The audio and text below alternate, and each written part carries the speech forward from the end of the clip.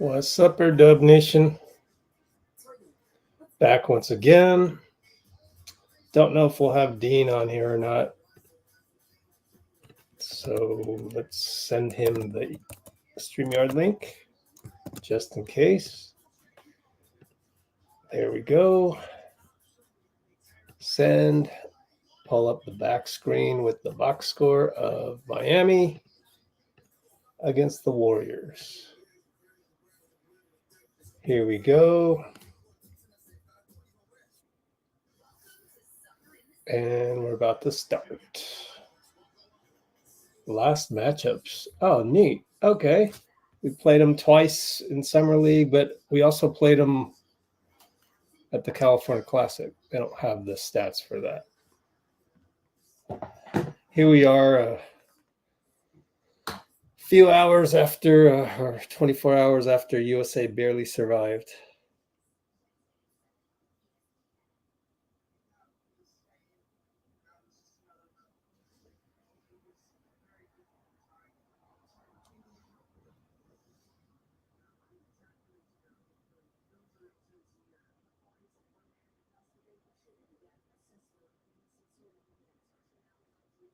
Okay, let's see.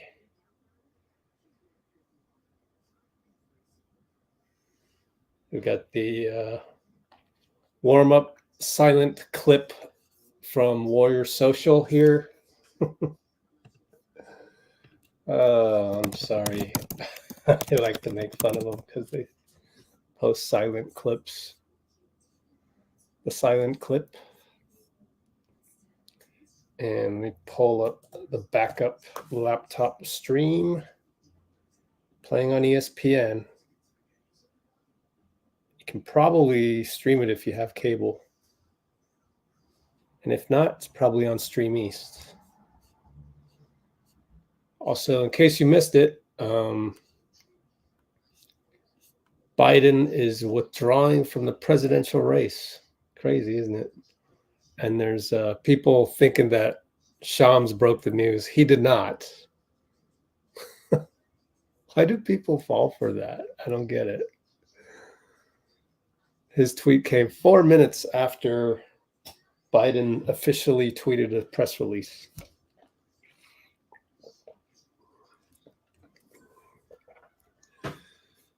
Okay, let's take a look at what else is going on in the world. Oh, we should probably tweet the link of this. Let's tweet the link of this stream right here. Since the game hasn't started yet.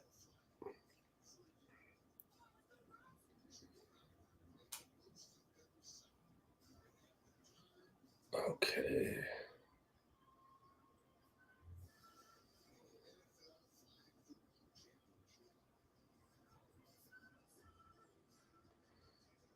NBA Summer League Final Four watch party. That's what we'll call it.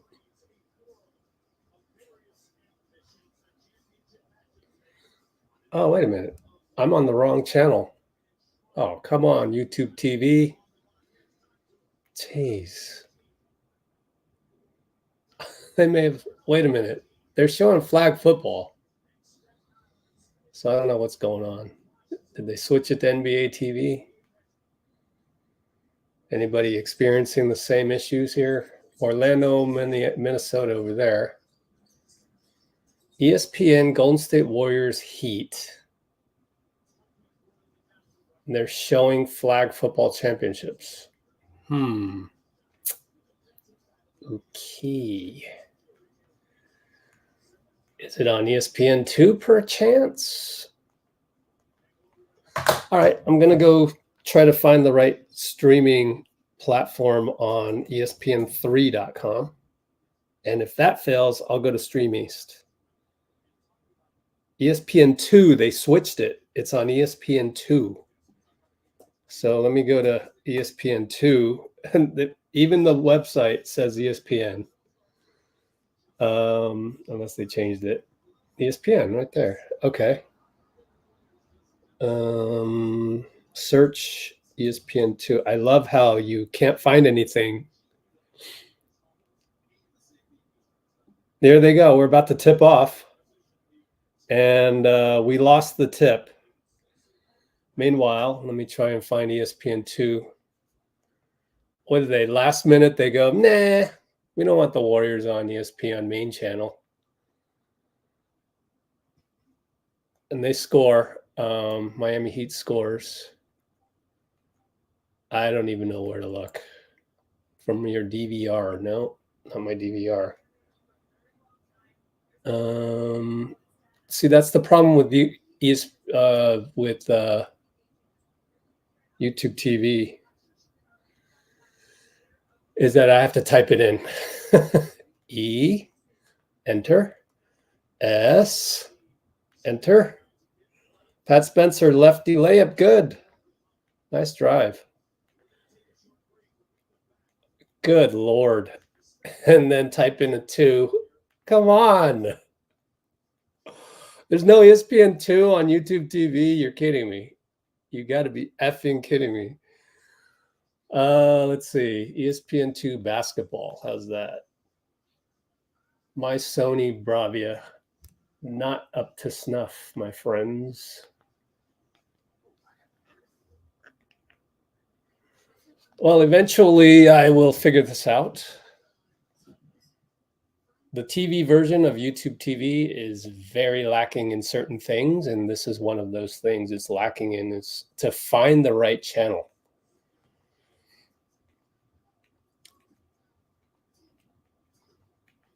Combined with Sony Bravia's very archaic menu system, it is very, very, very, very frustrating. Let's see what I can do. NBC Sports, there it is. ESPN2. Finally found ESPN2 link. All right. 840, 839, 838. No, 839 dead ball, out of bounds. Yuri Green missed one of 2 free throws, I believe, is what happened. And yeah, we'll pick it up late here. Catch up to your comments in a minute. Let's pull up the box score. I've done enough scouting, so I'll just do play-by-play since it's the Final Four. But I don't know the Miami Heat people. They hit a 3 after Plowden had to. Okay, Larson's hits a 3, complains to the ref. Plowden had to go through a screen there, so that was tough. Pat Spencer goes around a screen, curls around, typical Steve Kerr offense. Scores on that one.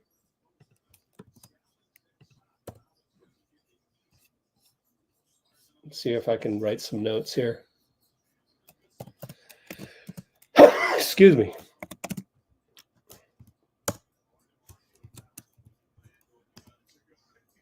Oops.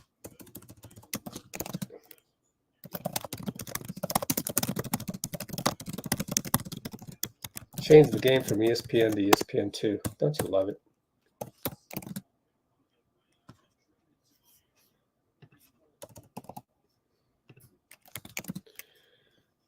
Okay.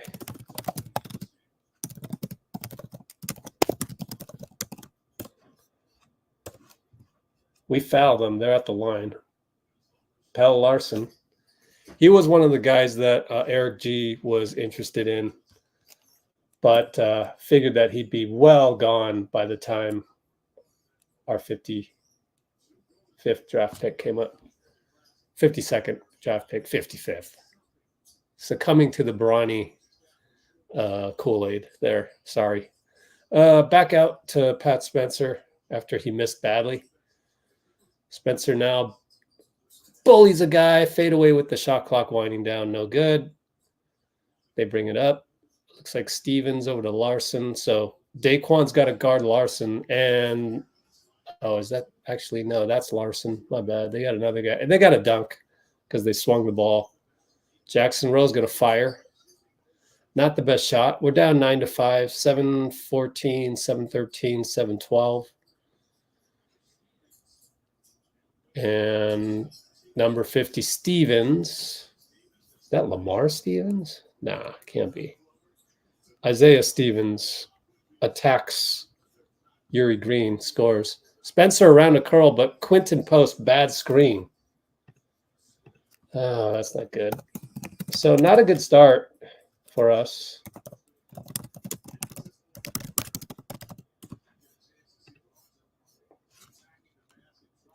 Quinten Post was really impressive. He was all right. I think he was all right. I don't think he was like super good, but good enough. 52nd pick. What do you expect? Oh, man, they turn the corner on Jackson Rowe, but he recovers and causes a steal. Pat Spencer officially gets the stat. Daeqwon does another great job of getting to the line. And that's very promising just because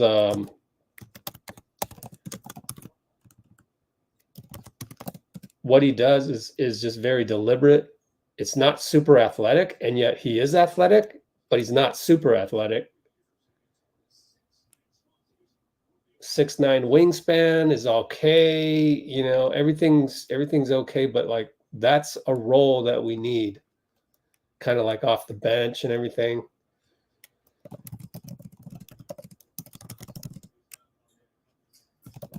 So, and he hits free throws. I would love to check out his free throw percentage. So let's check that out when we get a chance. Oh, Knox swatted inside. Gets a swat inside. But it's Miami Heat ball still. They're trying to get it inside to, who is that again? Number 7, their center. Fade away over Knox, no good. Kalel Ware from the planet Krypton. No, just kidding. Daeqwon Plowden, airball, a rare mistake there. I want to see how much was left on the shot clock as they do a fast break and miss. So they're going to get a late whistle. 16 on the shot clock. That's the first mistake I've seen Plowden do. Rushed corner 3 with 16 on clock. So maybe he was feeling it after the free throws. I don't know. But we have a timeout, and it's 11-7 only, Miami. 5:59.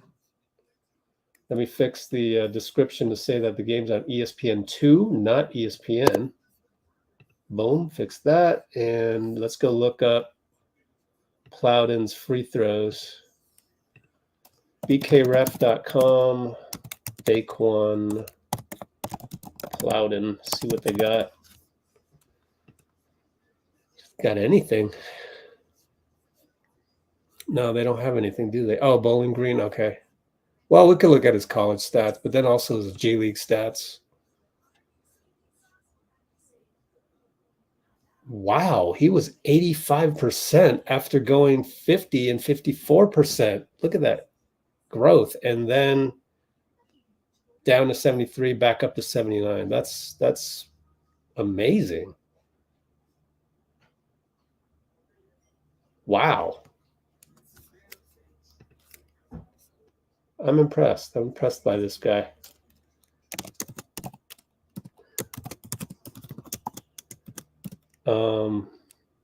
How do you increase from 54% to 85%? Wow. We'll give him the benefit of the rounding up. So 55% to 85%, but then back down to 73%, then 79% with the 5 years at Bowling Green. Let's look for some G League stats as well. I got my notes in the description if you want to check those out. But G League stats. What happens when Gatorade runs out of their sponsorship money? What do they call G League? Oh gosh, why did they make it hard to read here? Here we go. 86%, then 76%. I wonder how many times he went to the free throw line, though. All right, we're back to the game. So they made both free throws. Yuri over to Daeqwon. Just call him Day. Yuri. Dribble. Pat cuts. Creates a shot for Dante Scott. No good. We're down 13-7. 5:35, 5:34, 5:33 to go. And their guy, number 53, goes coast to coast. So that's bad team defense, but good offense. Spencer has Larsson on him. Larsson's a big kid, so good challenge. But gets a switch. Now he's got the tall guy on him. Kick it to Knox. We need this. He hits it. Knox with a clutch 3. We needed that one to break the spell.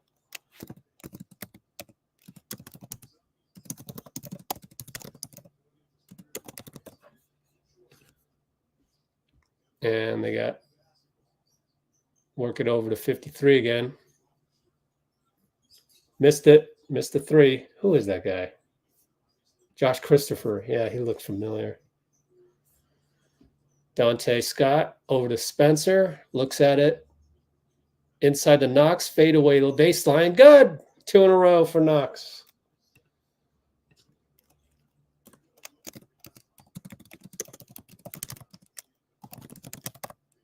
Give Pat Spencer another assist.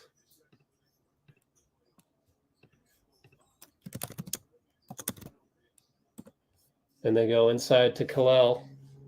1-on-1 Dante. Shoots it awkwardly. In and out. Good box out, Daeqwon.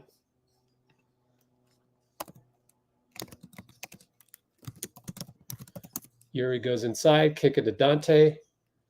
Fakes a 3. Dribbles into Larsson. In the paint. Jump hook short. Larsson's solid, man. He's got a good NBA frame to look at his height. Looks like he's 6'7", 6'8". And there's Larsson down the lane. University of Arizona product. Reverse layup. I'm going to look him up real quick.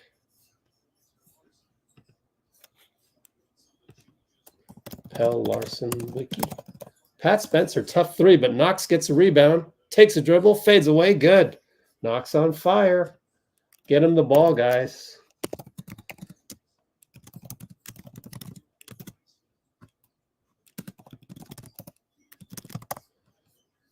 We know what Knox can do. Pell Larsson just went back door. Daeqwon looks pissed, and he was caught napping. Yep, he's got a little bit of lack of concentration compared to the last few games. But oh well. 3 by where? We are now down by 8.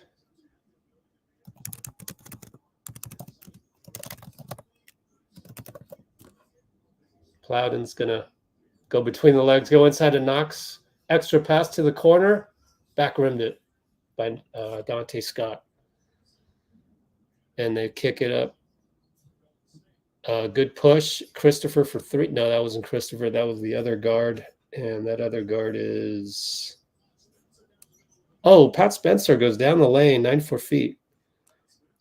That was Isaiah Stevens that missed the 3. Then Spencer went 94 feet. Ware's going to shoot another 3. Scott this time closes out better. Missed it. Knocks outlet to Yuri. Yuri's going to attack 94 feet. Gets fouled. Late call. Late call. I can see why Yuri was a little upset after splatting onto the hardwood, basically.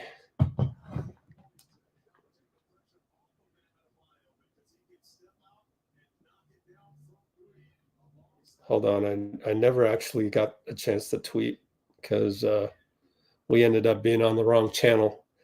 But they've got a timeout right now, and let's get rid of the old one.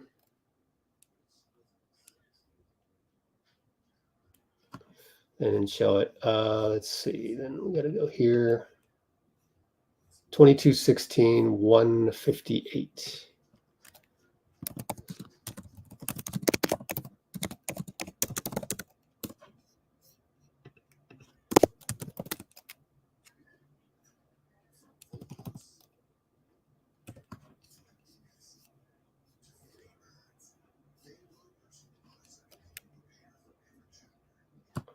Michael Nguyen, what's up? Daniel Berry, per usual. Let me tweet this out.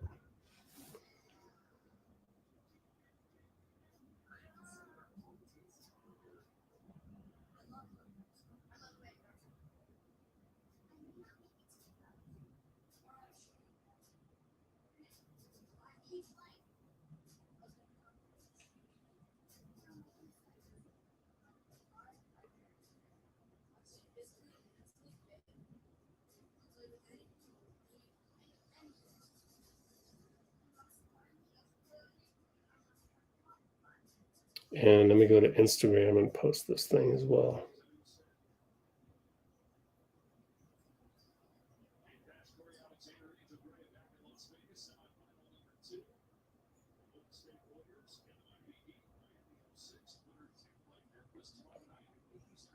Oh, I guess Memphis is in the finals already. Yuri at the line misses another free throw.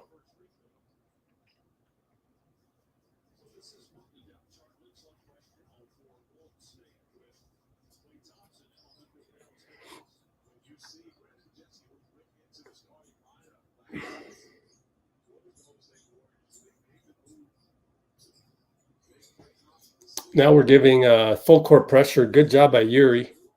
And they barely get it over the line within the 8 seconds. And now they got to reset with the shot clock now down to 10. Shoot a three, no good. We get a rebound, touchdown pass. Yuri to Dante Scott, dunk. So the pressure worked. Good coaching by Anthony Vereen. 127, 126, 124 now. That'll be Alondas Williams, who had a massive dunk a couple days ago. Steal, very bad attack by Alondas. Goes to Ethan Thompson, back inside the Rowe, back outside the Knox. Short, but it was so short, it bounced right back to Knox. Yuri Green's going to call out a play with 102, 101, 1 minute. Yuri's 101. He'll just step back and shoot a three. It's an air ball.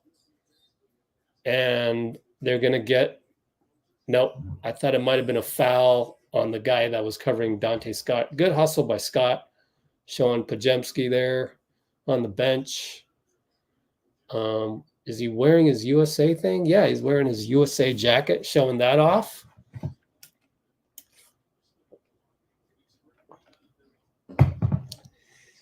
Even tied the strings up. Is that the way to do it? The young guys are doing that these days. Dante Scott block on a drive. Great block. Vescovi's in the game. Swing, back to Scott. No good. So Pat Spencer, Daeqwon, and Quinten are all on the bench. Our best player on the floor right now is Knox. So he's the connector between the units. And it's a inside fadeaway by their number 54. No good. Rowe got the rebound. Ethan Thompson will set the table here with 12 seconds to go. We're down by 3. Knox with the screen. Well set. You got to hit him, though, Ethan. Ethan didn't hit him, and he loses the ball. And 94 feet later, at the buzzer, it's no good. And there was a lot of contact by Dante Scott, but it was well after the buzzer. So no foul, thank goodness. And really bad pass by Ethan Thompson, or bad non-pass. That's disappointing, but oh well. They're not going to play mistake-free in Summer League. Oh, Daeqwon Plowden went to the bench and decided to chime in here. No, just kidding. DP, Daeqwon Plowden. What's up? AD Gross and Shivansh here.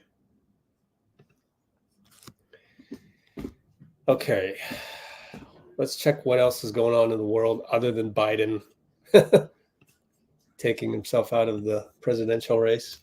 Pelle Larsson, let's check out. He's Swedish. He is 6'6". I estimated a little too much there. I forget. Sometimes you forget. Pat Spencer is actually only 6'3", only.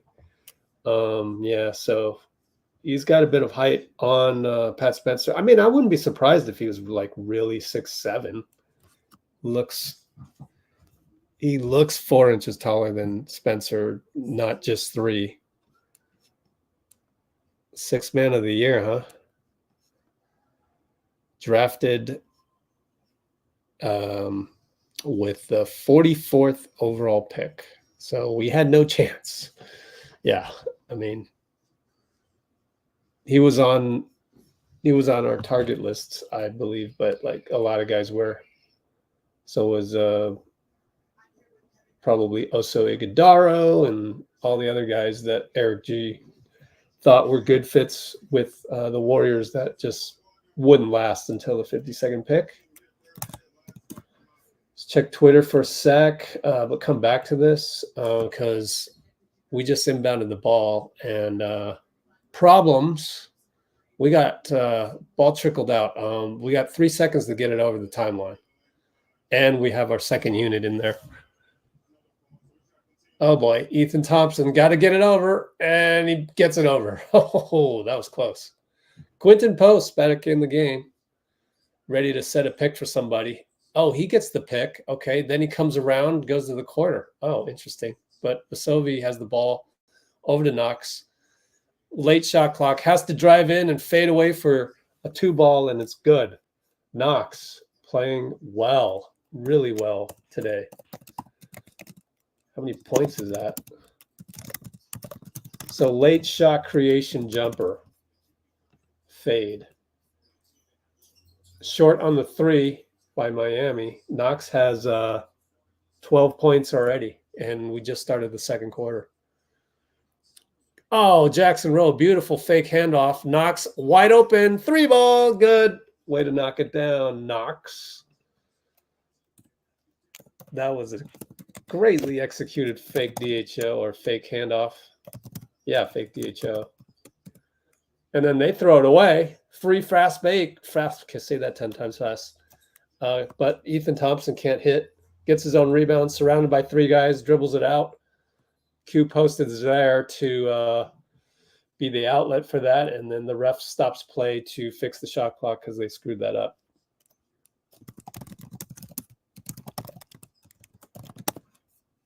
So that was a free fast break that we had thanks to the Miami silly turnover. We'll take it. We've got plenty of those coming this season. That'll be observation number 1, right, Bruce? Will we commit less turnovers, please? I don't know. It's you wonder about that. It's probably just a characteristic of having the great Stephen Curry on your team. Look at that pass by Quinten Post. Quinten Post with an absolute laser bounce pass. That is, wow. How did he do that? Precision bounce pass. Okay. Now you can throw that into the impressive category. I will now agree with you. I need to see more of that though. Vescovi with the 3-ball. He hits. That's one of those. No. Okay. We're up by 7. We just went on a 10-0 run. Miami timeout. So 29-22 with 8:07. Holy smokes. Wow. The Post guard. Golden State Bakery. Thank you, Bruce. I know, right? Hey, don't throw Dean under the table, under the bus. Is he here? Oh, he's not here.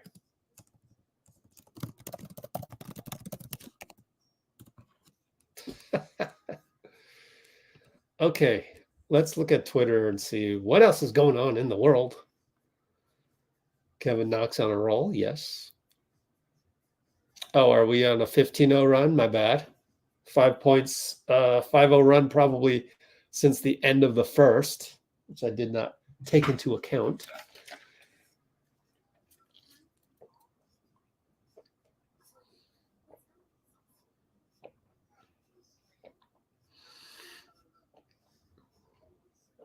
Scottie Pippen Jr. What's up? More handsome than his dad. I kid.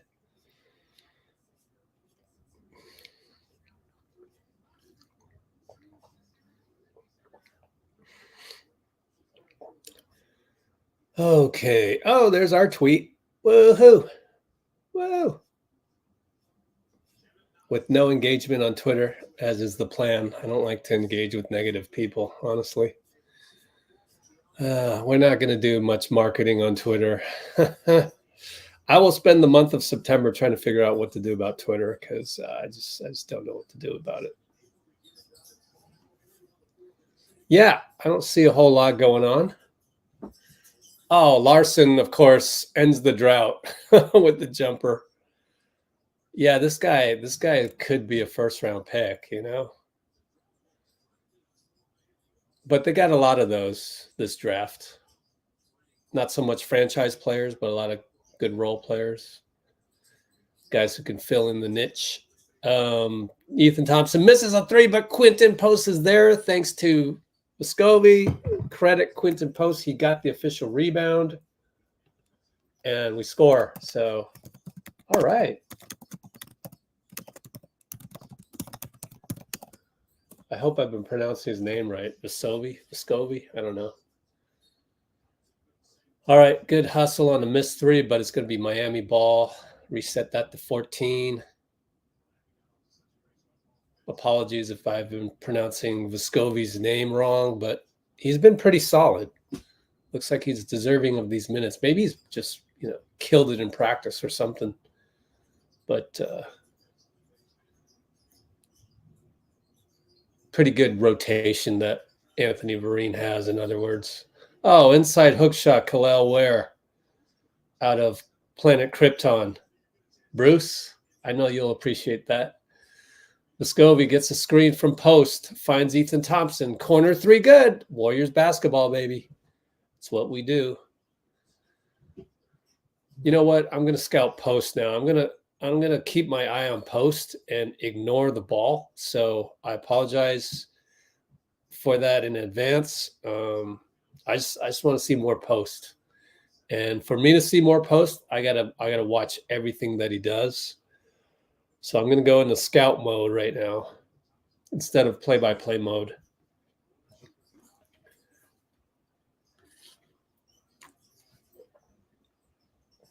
Post is guarding Kalel Ware. And showed a little good physicality there. Where is what? What draft pick is he? Kalel Ware. I don't even know how to pronounce that. There it is, Kalel Ware. We'll look him up in a minute. Get back to the box score. All right, QP's there for the pick and roll switch on the Larsson. They leave Larsson and they don't even look at him, but it's at the shot clock buzzer. The guy had to throw it up, and he made it. Isaiah Stevens, I think. Ethan Thompson. Oh, wait. I want to look at Post. That's a good pick. Thompson goes off the backboard, gets his own rebound. Better shoot it. And he does. Short. Oh, man. Gets his own rebound and throws the ball away. Looking very unathletic. And Larsson scores.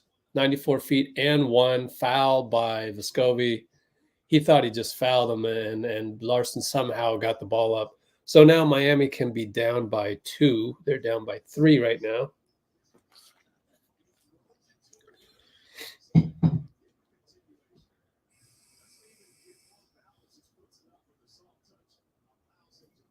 Okay, let's take a look at Ware real quick. What is the wiki? 15th overall pick. Wow, 7-footer. 15th overall pick. Interesting. And then if you were to watch this game, you would go, come on, Larsson's the 15th pick, and Ware should be the 44th. Larsson's nice, man. I like his game. He's like a poor man's, well, no, he's not so much that poor. But he's similar to Dalton Connect, but Dalton Connect is a baller.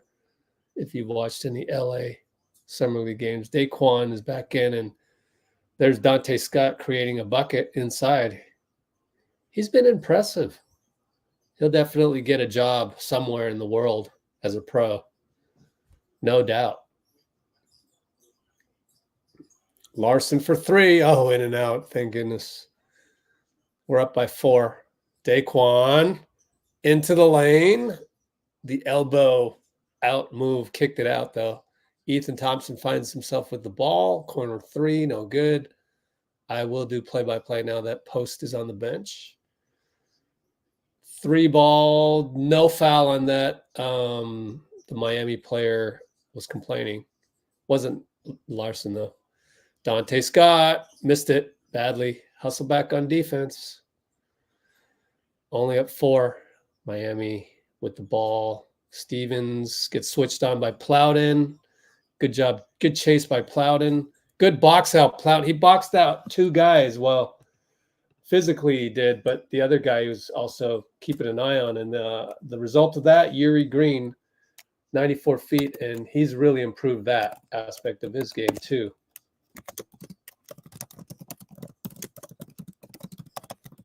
Makes winning plays. Plowden, deflection, steal. I mean, not a steal, but it's a turnover on Miami. Man, he's everywhere.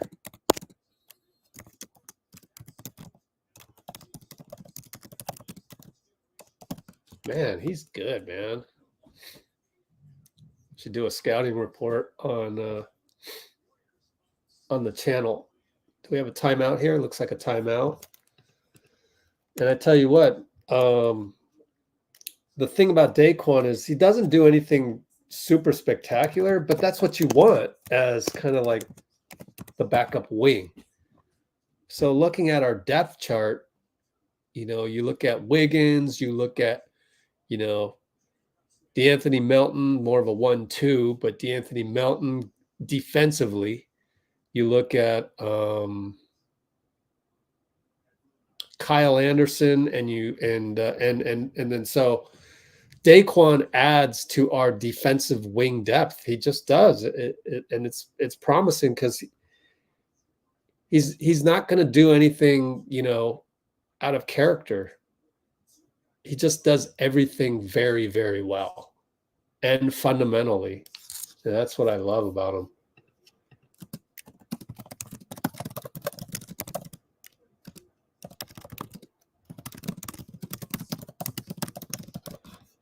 Let's check the comments.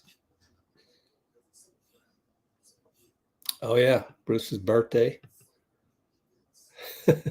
Dean is our guy. Oh, you mean I wasn't gonna. Oh, I got you. Yeah, but Dean dropped out, man. Where's Dean at? All right, I ended up throwing Dean under the bus.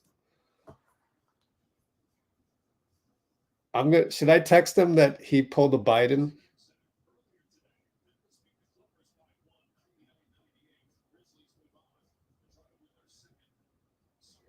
Should I tell Dean that I got Kamala Harris on the live? It's gonna be Kamala, right?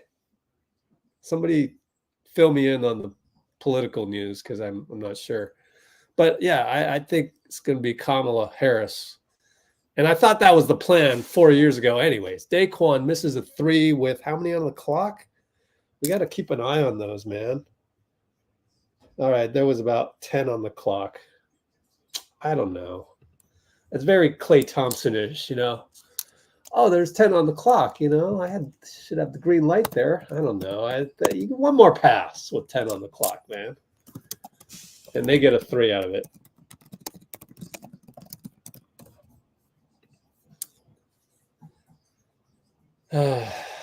Anyways, Yuri Collins up top. Now we're 12 on the clock. Looking around. We're in trouble here. Pat, do something. He's got the ball. Oh, boy. We go inside of Jackson Rowe. He's got to do something. Finds Plowden. It's late shot clock. And they're going to give them the fast break.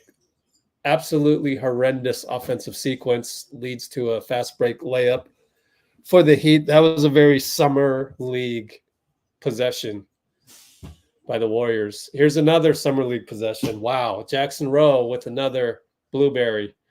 But they give us a turnover right back. So Pat Spencer, Knox got a free steal on the box score, and he cleans up the mess with the 3, the trail of the transition. Man, he's on fire with that. It's great to see. Pat again with another assist. We'll check the box score. They blow a layup. Nice spin, though, by number 15. Here comes Yuri. He's been pushing the ball. Way to find Pat in the corner. He drives. He finds Plowden underneath. Slapped away. Wanted a foul, but I think that was clean. And they score 94 feet later. Just good defense. But, yeah, I don't know that there's much improvement you need from there. Pat throws the ball away, trying to go cross court. And then they throw it away. We got a very summer league type game. Jackson Rowe, Euro step, looked like a charge to Pell Larsson. It's a foul on Larsson, and courtside guy who must be a Miami fan wants a replay review. I think that's a charge. That looks like a charge on the replay. Sorry, Jackson Rowe. But, good try of a move to do the Euro. Are they not going to challenge this? You got to challenge this. Yo, Miami, let me throw you a bone. Challenge that.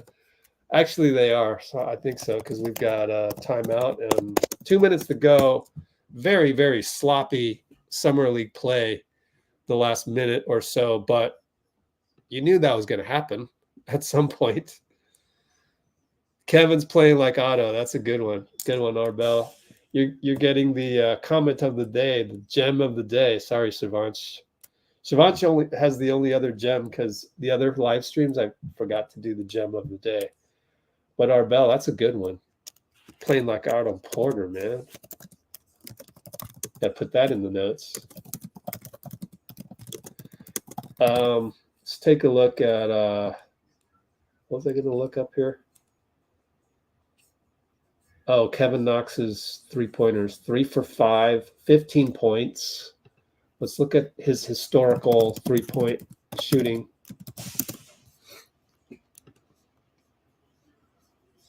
Wow, we're back from commercial already. If they would only do these reviews as quickly as they do in Summer League.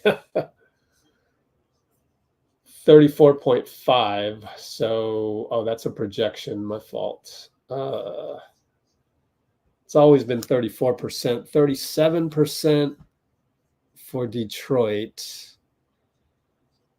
39% for New York way back when we played half the season. Only shot 2 per game, though.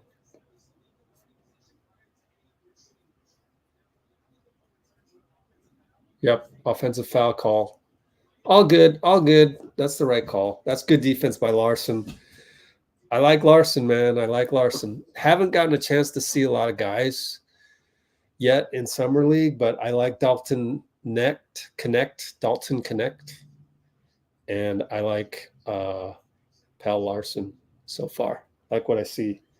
Especially Larsson as the value of Larsson with the 44th pick. Wow. The Heat really doing a good job of getting guys that pretty damn solid, Caron Butler apparently is the Miami Summer League coach. They get a 3 off, no good. Yuri gets it, rushes it up the court. He's been doing a good job. Over to Pat, shoots it. He was open, hits it. Way to go. Free throw line. We're looking good, man. Finally worked out some kinks there. And number 15 hits another 3, though. Oh, we wanted to check the assists by Spencer. 3 assists. 4 for 7 from the field. Not bad. And Yuri's doing a good job not turning the ball over. Anyways, Yuri up top. Screen flare by Spencer over to Daeqwon. Late shot clock. Missed the 3. He's been off today. 0 for 4 now. Good defense, Scott. Plowden tries to help, but not quite there, and they get a putback for Daniels. So it's we're down by 1 with 51 seconds. Spencer goes baseline. Nope. He's now trying to post up. Fade away, and 1. Against, is that Stevens? Way to go, man. Pat Spencer. That is impressive, man.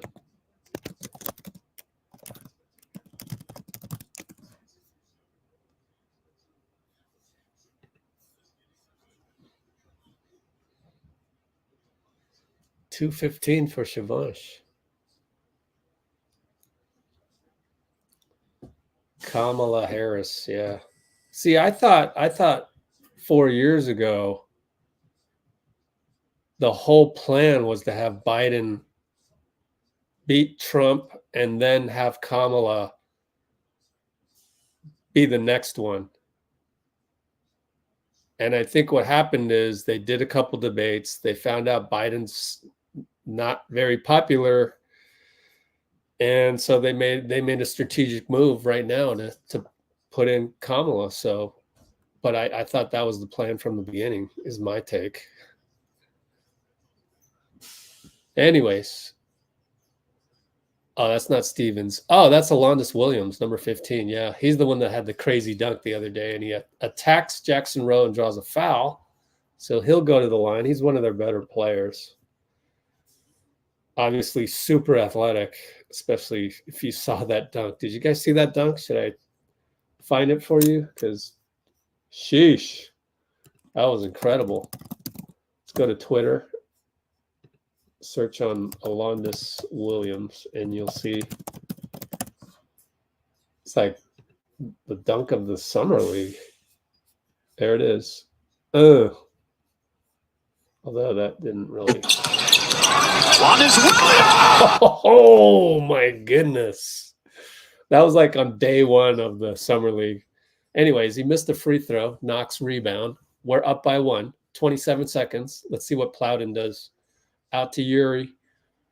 We got 16 on the clock, 6-second differential. Pat, pick and roll, and it's a good pass. It's a hold on Larsson on the roll. Are we in the bonus? We are in the bonus. What a nice pass, man. Pat can play, man. Pat can play. So whatever I said yesterday about Carleek Jones replacing Pat, I take it back. Just kidding. Mean to throw him under the bus or anything. Rowe missed the free throw.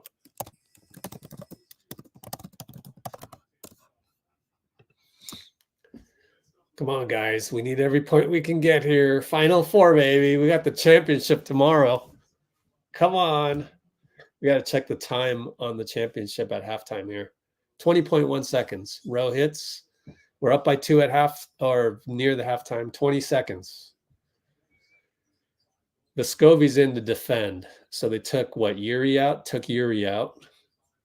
Yeah, you can already see we've got an identity with this squad, which is kind of neat. Plowden switches. 3-ball Alondis, way off, but he looked at him. He didn't box out. Williams for 3. Missed it at the buzzer. I would have blamed Plowden for that. Man, I'm seeing Plowden make like just a few mistakes, but last game he made like 0 mistakes, so it balances out.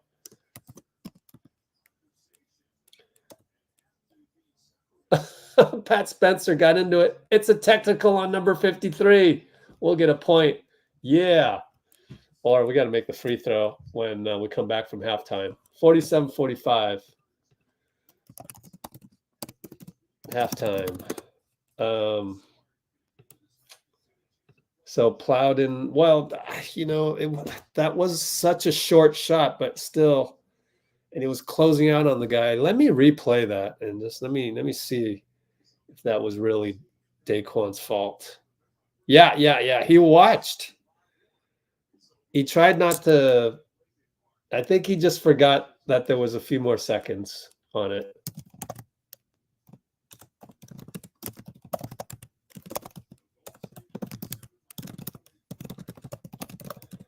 But we escape the buzzer beater. What was I going to do at halftime?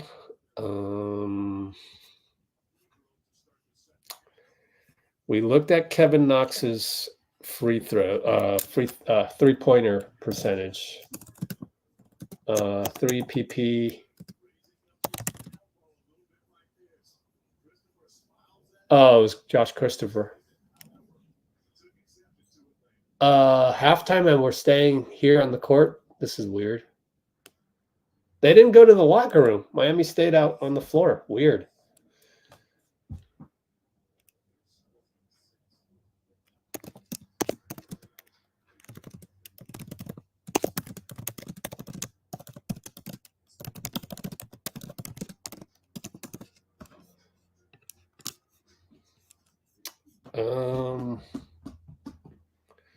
Okay, I gotta check one thing real quick. And that is over here. Okay, never mind that. Checking for delivery. Don't think it's happening on Sunday though.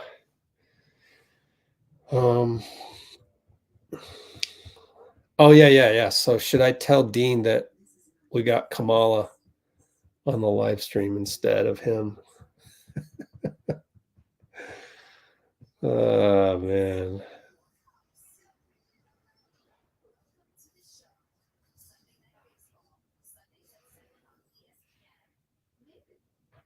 What else is going on out there?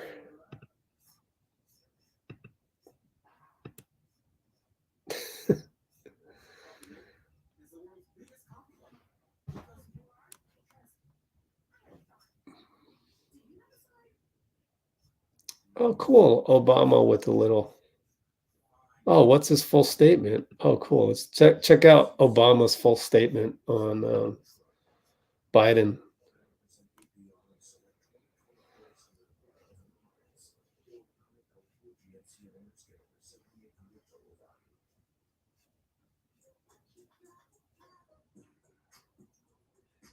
This is cool. I also know Joe has never backed down from a fight. For him to look at the political landscape and decide that he should pass the torch to a new nominee is surely one of the toughest in his life.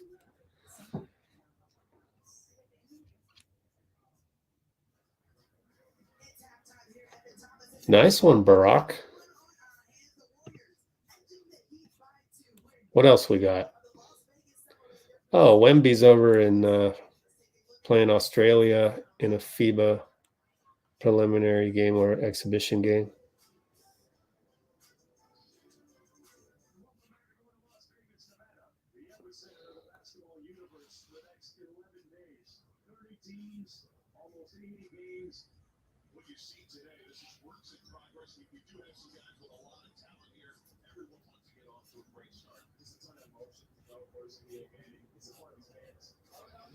Yeah, not much going else. Not much else going on there.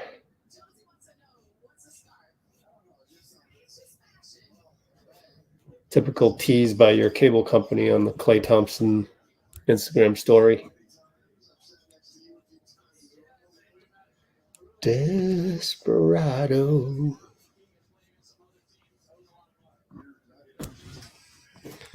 Let's go, Warriors. Oh, yeah. Let's talk about that, huh? What a game that was. The pace was incredible between the WNBA All-Stars and Team USA.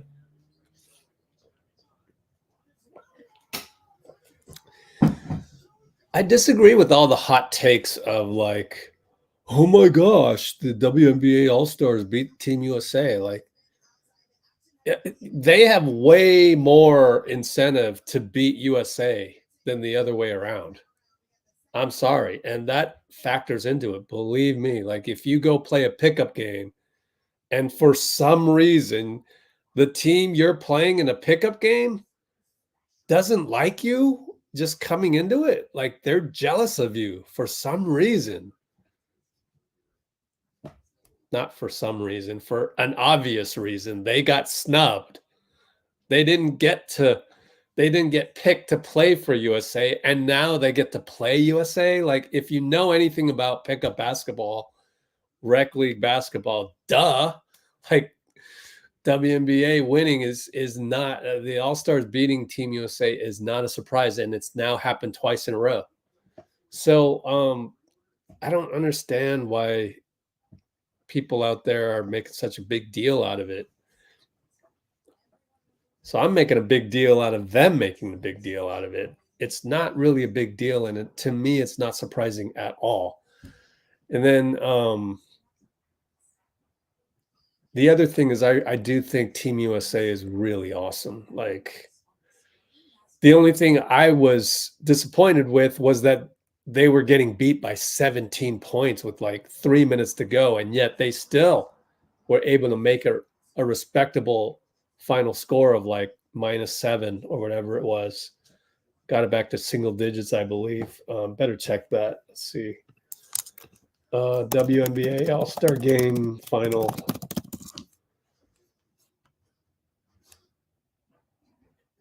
8-point loss. So, yeah.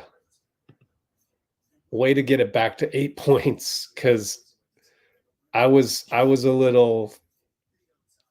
I flip-flopped because you know me. We were here and I asked you to vote on it. You guys voted. You were rooting for Team USA. When they fell behind by double digits and like less than 5 minutes to go, I was rooting for USA. I wanted a close game. I wanted the WNBA to win in a close game, but they actually won in a very convincing manner. Salute to Arike, because she was just unstoppable. And I think that's the Achilles heel of Team USA, but their Achilles heel will never be threatened on the Olympic stage. There is nobody like Arike out there playing for another country.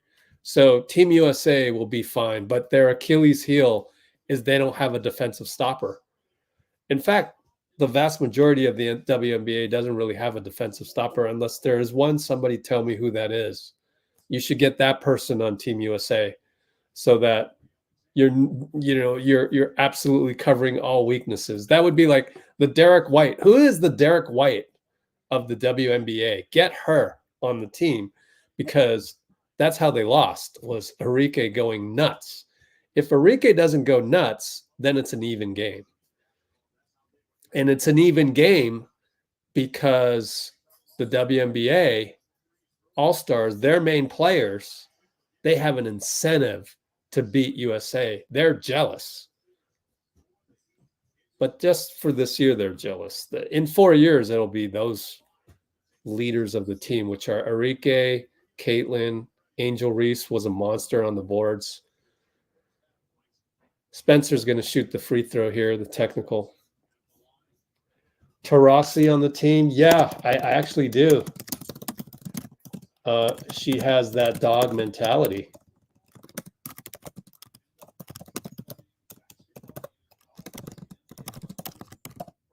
So, yeah, I do agree. She won't be on the next one. 4 years to me, pretty quick.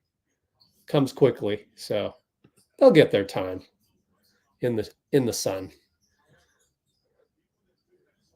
Pat Spencer steps on the line on the back court. Ah, that was poor execution. And he's complaining about it. But, yo, Pat, that's a turnover. No, Pat, I think that's a turnover. Let me rewatch this. What the hell happened?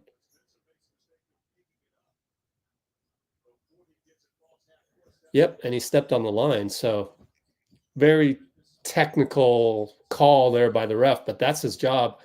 And where inadvertently, he just accidentally chucked Yuri Green. Bad screen. I'm disappointed in where. I had no idea he was the 15th pick. I would never pick this guy at 15. I mean, I guess if you needed a 7-footer, I guess so. Miami needed a 7-footer, and then they could pick Larsson at 44, but Larsson's more valuable than Ware. But anyways, like, is Ware going to really, is he going to back up Bam Adebayo? And then we got a bad screen on Pat. I don't know what happened here. Let's see what happened. Offensive foul on Pat. Oh, offensive foul on Quinten Post. Bad screen. That was a touch foul. I didn't really see it. Ware with the push shot. Okay, so shut me up real quick.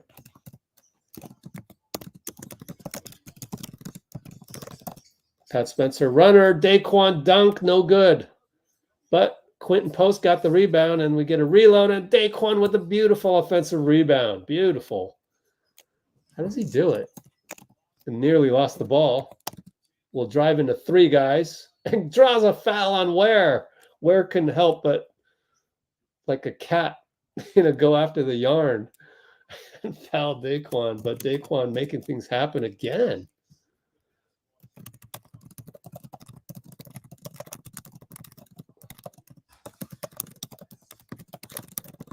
Okay.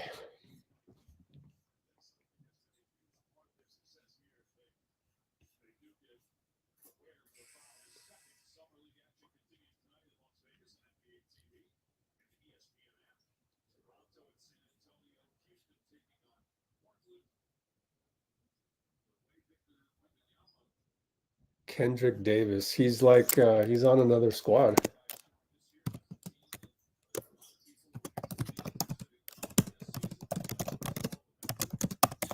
I forget which one, but just Google it or go to his Instagram page or something like that.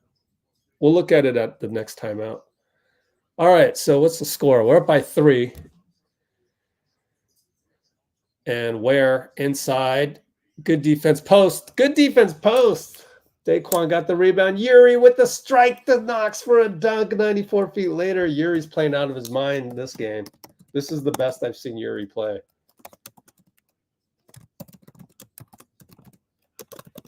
Wow. How many assists is that? That is so impressive. Like, we've never seen that in Summer League. You got to give Anthony Vereen credit. That is just absolutely beautifully executed. That's Warriors basketball. Yuri Collins 4 assists only. Feels like more. Yuri gets screened, so Pat switches. Good job staying in front, but Stevens scores a banker. We are up by 3, 754, 753, 752. Yuri probes over to Post. He attacks Ware. Let's see this. He's going to post him up. He's going to dribble in. Oh, the hook shot's no good. Oh, man. Wait, is that a late call? I think maybe you got a late call? No. No, they threw the ball away. No. What happened? See. With the franchise, but good execution and ball movement so far. Yeah. That's a foul on Ware. Oh my gosh, Post. Yeah, I'm impressed. Okay. I'm impressed. This is the best 50-second pick we've ever had.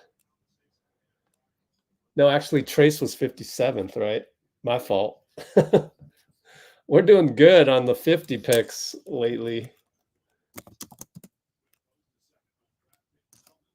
Quinten Post with the crab dribble. Wow. Incredible.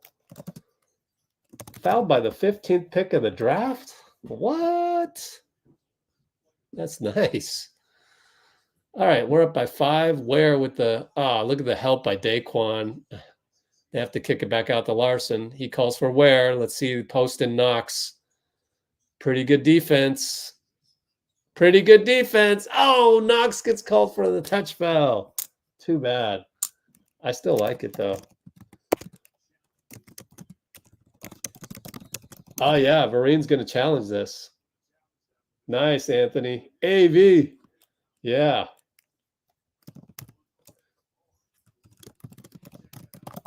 That was a great defensive sequence. Can I just clip this since we're going to go into a timeout here?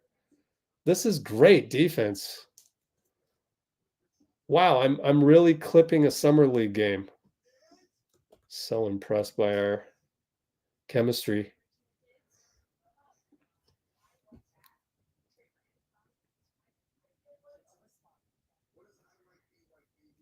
Wait a minute. It goes back before that.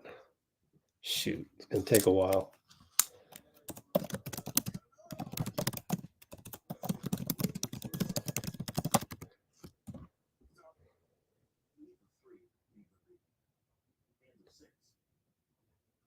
Yep.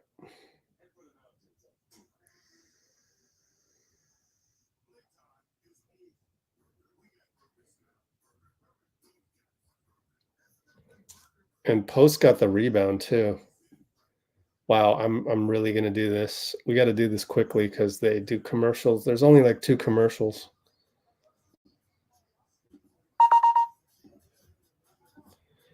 I can't believe it.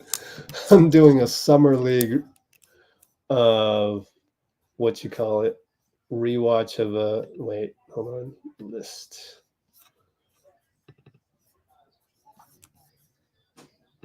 Oh boy, can I do this in time?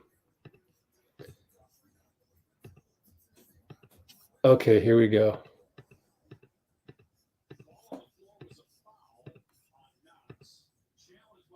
Oh, that's a clean block. Here we go, guys. Look at this team defense. First of all, Daeqwon. Watch Daeqwon.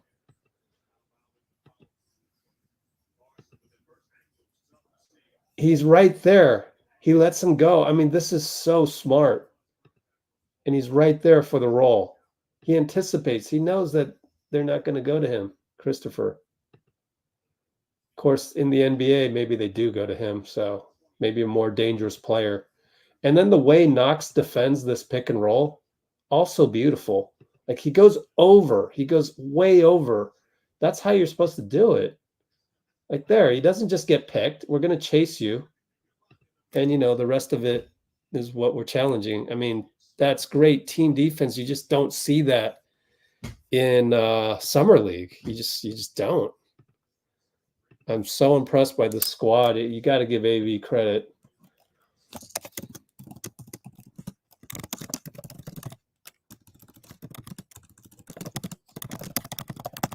Come on, refs. Don't screw this up.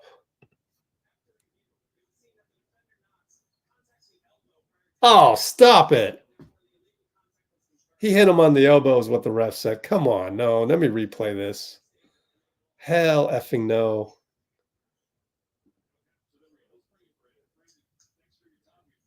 Oh, okay, I got you.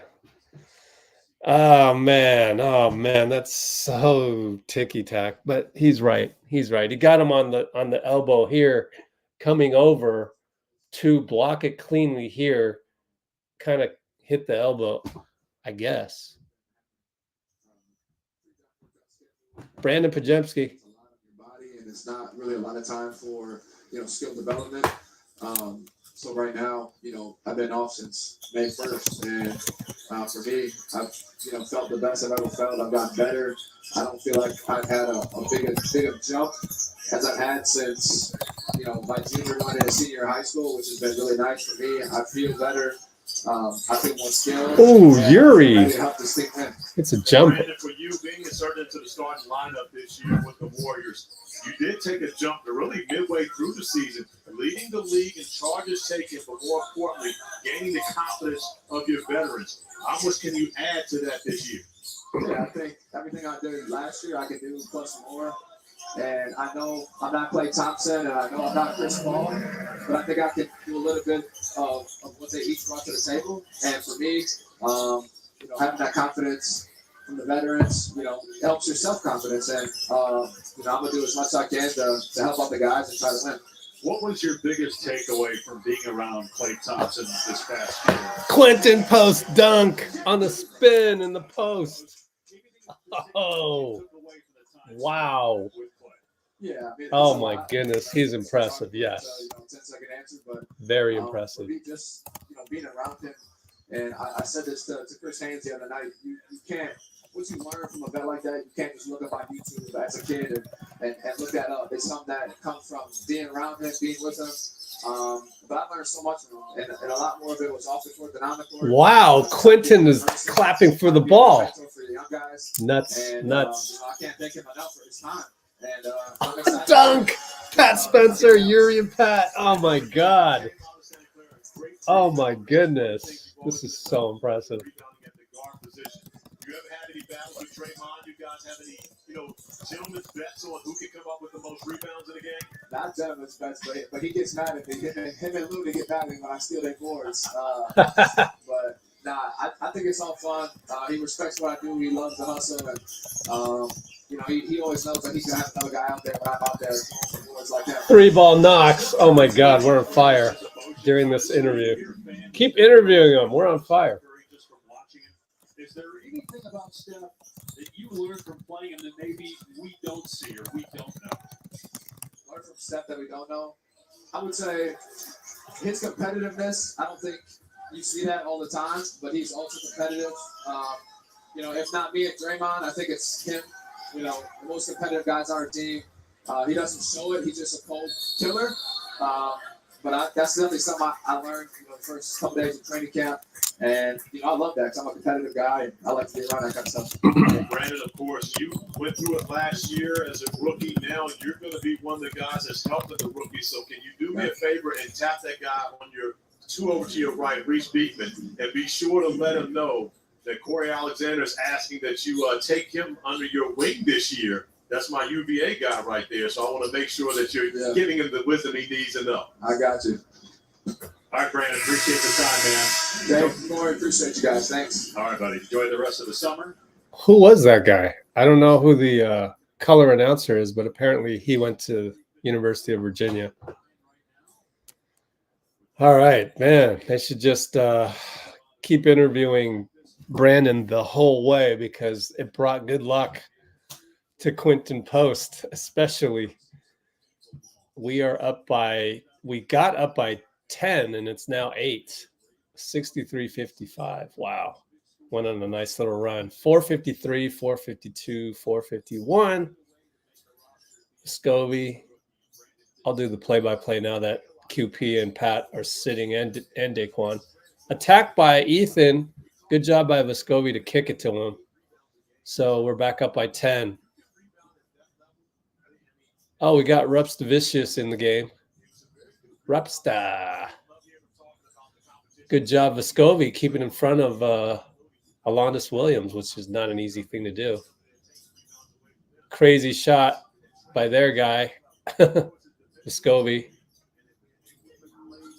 Rupstavicius was already thinking about doing something with the ball before he caught it. Nearly a steal, but it'll be our ball. 16 on the clock.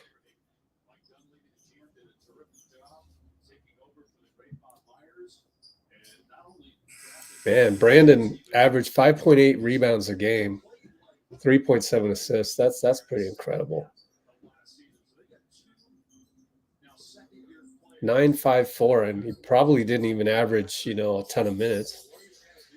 All right, so we got Vescovi setting the table, screened by Scott. Got the switch. If Vescovi slips, loses the ball, it'll be a jump ball with Ethan Thompson. So at least we got a jump ball out of it.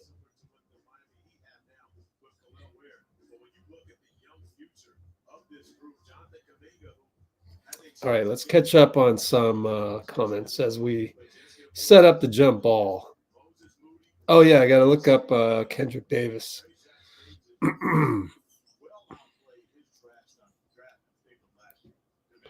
Arbel loves everything Podziemski. Yeah, this has been a good squad. I mean, it reminds me of the 2013 Summer League champion team, which then 2013 or 2015? No, 2013. Had to be 2013 because Draymond was a rookie. Yeah, we won the championship there. Then it took us 2 years to win a NBA championship. Ethan Thompson misses a layup. A lot of contact, no call, but I think it was the right no call.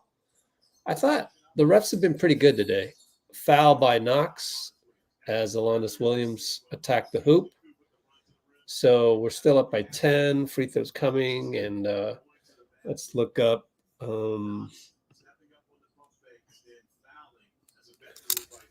Let's look up Brandon Podziemski.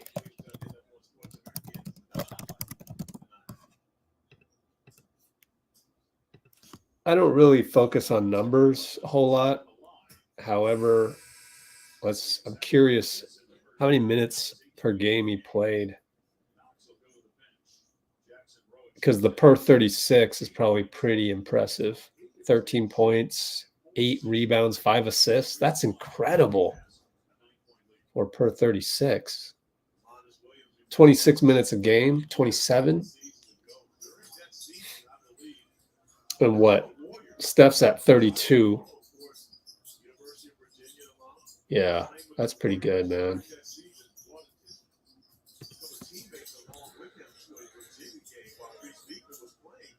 All right, Ethan Thompson attacks, fades, short.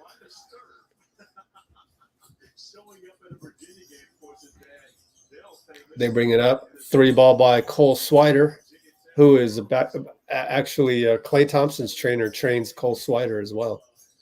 FYI. Rubsta corner. Oh, that's way off. He hits the side of the backboard on the top. And Alondas Williams going to score. So Rubstavicius not playing well today. We're only up by 6. Getting our main guys some rest. We got to survive the next 3 minutes here. Get our starters back in there. Dante Scott probably travels. Yep. Number 7 ref called the travel. And that is his call. Number 4 ref on the baseline could not call that because that wasn't his jurisdiction. So it was the right call. And we're only up by 6 and 2:45 left. I think it's just a rotational thing, and our second unit not good tonight.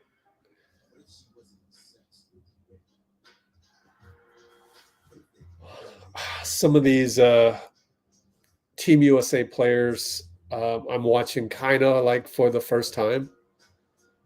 For example, Asia Wilson, haven't really gotten to see her play, and wow, you can tell why she's MVP.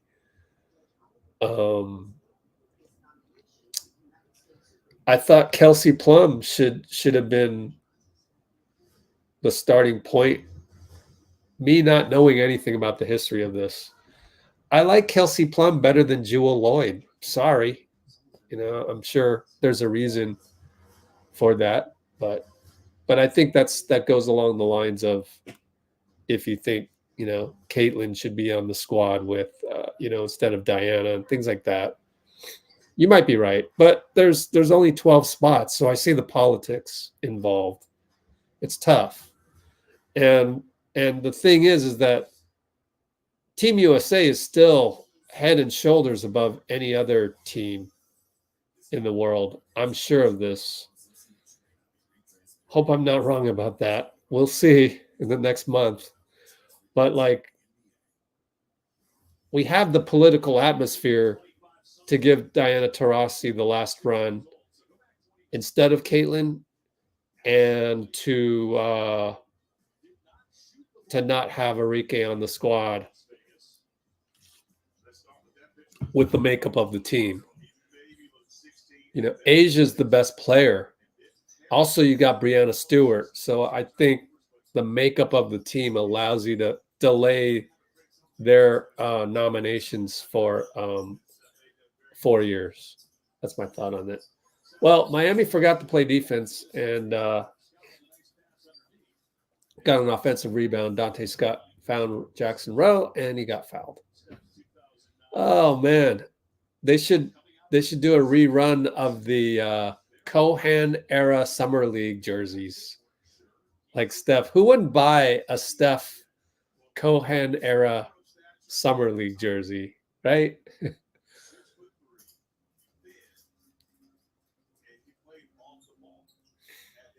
What's weird is I don't really remember that Summer League all that much. I don't know what I was doing. What year was that? 2009. My first Summer League was 2007 with Marco Bellinelli. And yeah, that was 2007, right?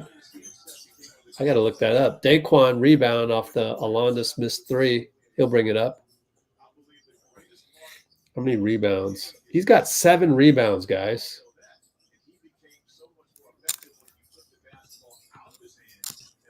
Turnover. Thompson and Rowe.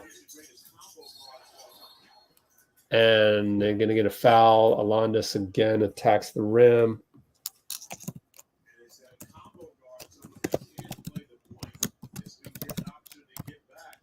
Oh, it's a pin on the glass. My fault. Goaltending.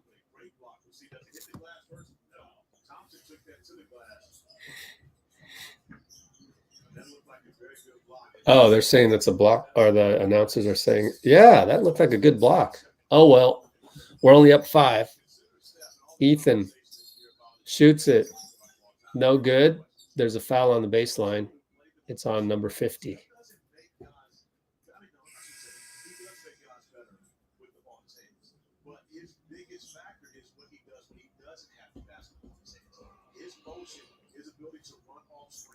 Oh, Steph Curry jersey, speaking of which, I'm in the process of doing the behind the scenes video of USA versus South Sudan. So many Steph Curry jerseys in the stands. Oh, Vescovi takes it. Banker good.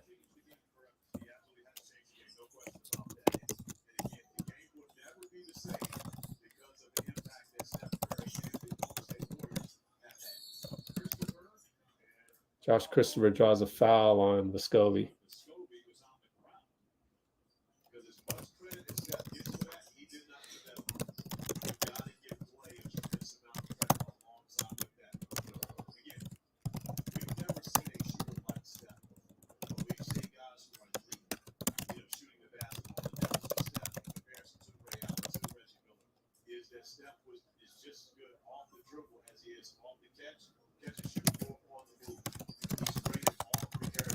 So a ton of Curry jerseys over at the O2 Arena.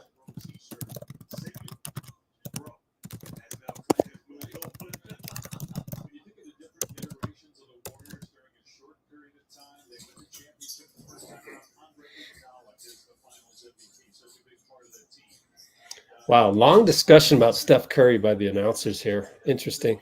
But anyway, we'll keep it with the play-by-play. We got 57 seconds in the third quarter. We're only up by 5. Vescovi late shot clock. 6, 5. Drives blocked. And they couldn't save it. Oh, the Miami guy tumbles into the chairs. Slow getting up, and so is the fan in the corner. Josh Christopher barrels in there, and he's all right. Thank goodness he's all right.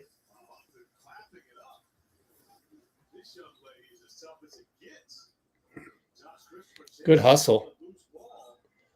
Oh, my goodness. She took a tumble.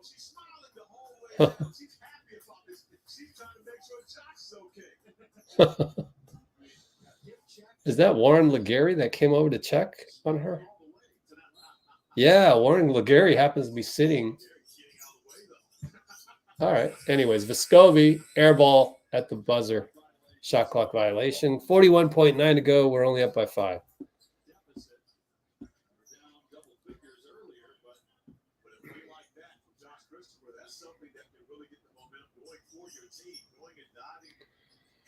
Oh, I am starving. What should I have for lunch? Yeah, 2:24 p.m. and I haven't had lunch yet. So let's see. Josh Christopher, 35 seconds left. Jackson Rowe switches on to him, loses the ball. Oh, they get it back. Daniels attacks. Good. Wow. Scored. When we got a timeout.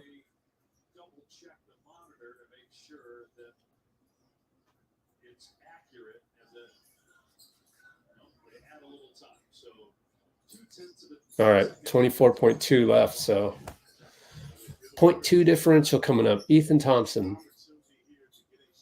1-4 flat. Set up here with Daeqwon on the baseline.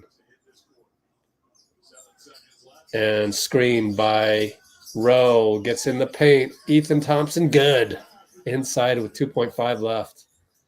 Way to keep the cushion at 5, unless they make this amazing shot. Oh, it's off the backboard, 3/4 court by Alanis Williams.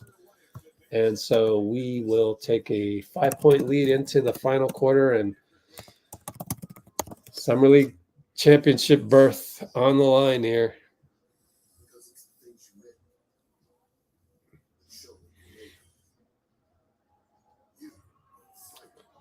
Yeah, Summer League's fun when we play well like this. Still want to win games.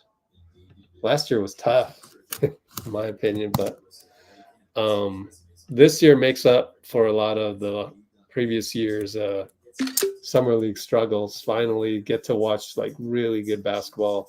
That's why I keep crediting Anthony Vereen. I just think I mean, granted, you had to keep building the program, but we finally got the right types of players, and whatever Anthony Vereen's doing to make us get over the hump to win more summer league games, man, it's working. It's kind of, it's kind of a once in a lifetime thing. Like, I'd be shocked if Vereen were the coach next year. So they'll hand it off to the next guy. Maybe it's Nick Kerr, maybe. Whoever it is, like, you just want to keep the momentum going, and it's 2, maybe 3 weeks with the same team, thanks to honestly the genius of having California Classic. So I think all the stars aligned. Like, we had Podziemski there, we had Podziemski and Trace to like lock down the team. So this summer league has really turned out well. I think a lot of factors came into play. A lot of fortunate things happened, and that's good. It should happen after all these years. They get a 3-ball in the corner. Quinten Post in the game. He closed it out, but Josh Christopher hit it.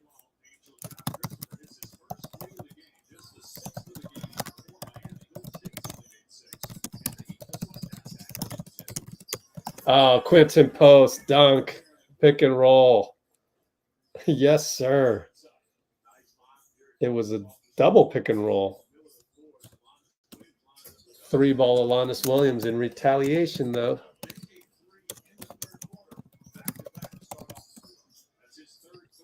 There's QP again, but it's a drive by Pat. Can't make it. Here they come. Oh, man, 4-on-2. 3-ball flyby. No good. Cole Swider missed. Daeqwon pulls it down in traffic. He has a knack of doing that, pulling down rebounds in traffic.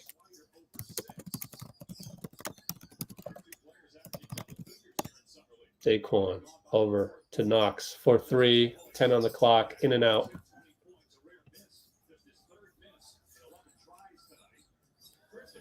Josh Christopher takes Pat Spencer. Want to replay that. I want to look at the laptop, see if Spencer couldn't stay in front. Yep, he can stay in front, but he gets him back. It's a 2-ball jumper on the way back.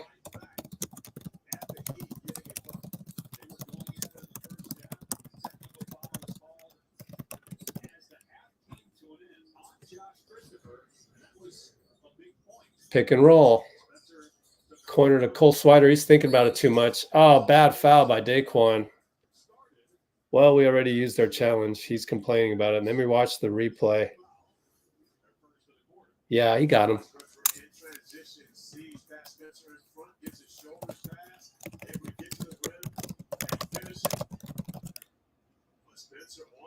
You got to read Cole Swider there. He just missed badly, and like he's hesitating. Like he's lost all confidence. And you bail him out. So that's just not a good foul.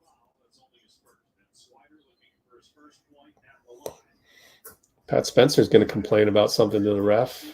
Ref says, oh, okay. Now Daequan's going to complain to the same guy.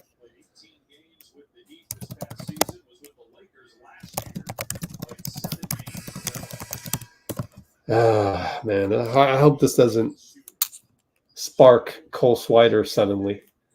He can shoot. Like Charlie Torres, Clay's trainer, also trains Cole Swider. Charlie trains shooters. You know what I'm saying? Like, this guy can shoot, so you got to be careful.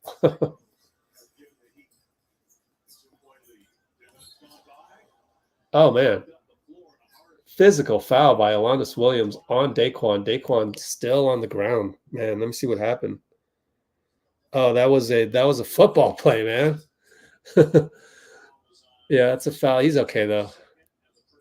Plowden limping a tiny bit.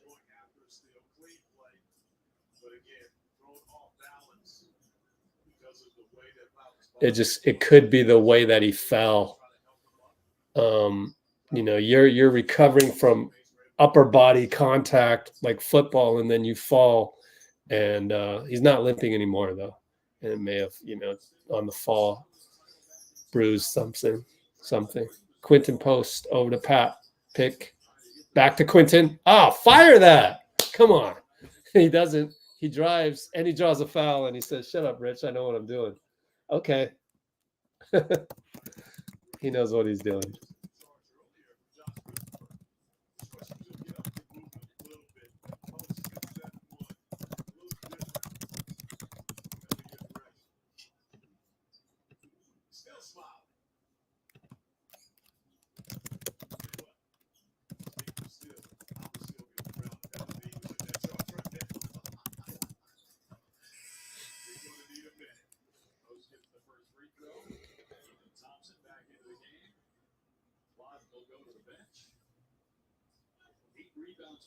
Plowden comes out.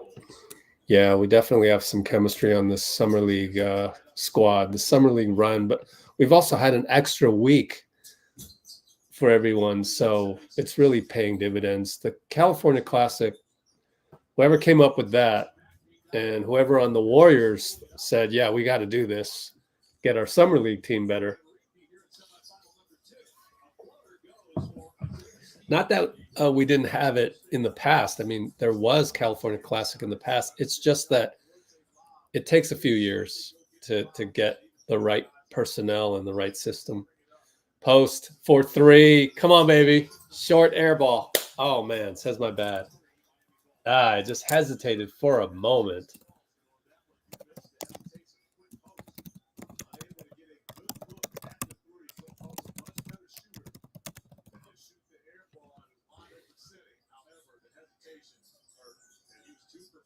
Well, he hesitated the last time, so hey, I was right. Should have shot that first one. Ware hits an and one on Post. Post confidence is going to go down a bit right here. That's okay. Just got to weather the storm. We are down by 4, possibly 5 now. And I think Jackson Rowe is going to take out Post.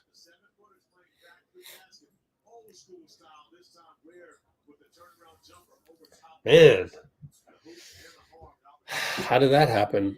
We went from up 10 and now we're down 5, or at least up 5, down 5. No, he missed the free throw, so down 4. 7 minutes, plenty of time. Spencer with the pick and flare with Ethan. Handoff Yuri. Yuri back in there. High pick Jackson Rowe. Yuri down the lane. Oh, man. Swatted behind by Alondis. Here comes Isaiah Stevens, and he scores 94 feet later. We are down 6. Karan Butler loves it. I mean, Miami's been playing well, too, and they've had California Classic. Knox misses a 3. Actually, we beat them in California Classic, so they've got the incentive to get us back. Knox with the clutch block. They had everybody beat. And Knox draws a foul 94 feet later. Oh, man, what a play by Knox. We're down 6, and he blocks it. Clutch.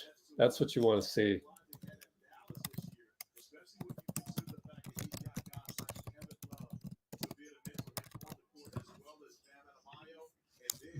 Knox just may have saved the game right there. We're down 6. He goes to the line.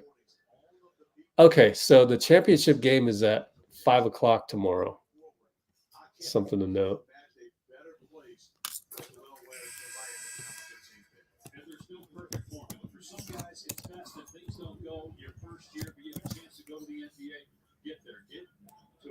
Where you can develop and grow. For others, it's either staying at the same school for a second year or going somewhere else for a change of scenery. Knox hits. Oh man, he's been great today. He's been the player of the game for the Warriors.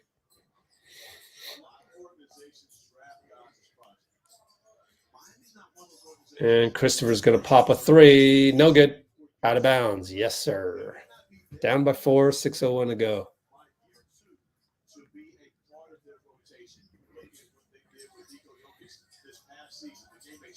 All right, Vescovi brings it up. He's played well today, so I get it why he's in there right now. Maybe save Green for later. Ethan Thompson, nice feed by Pat. Foul down low. Timeout. Down by 4. Coming down to the wire.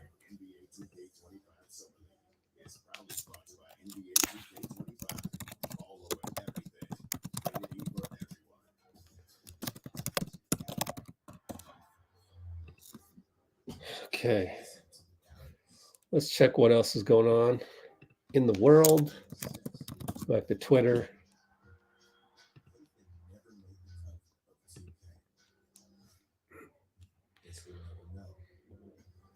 Let energy shift.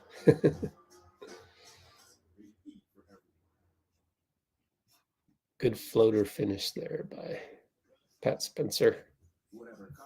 Who's this guy? Jordan Miller.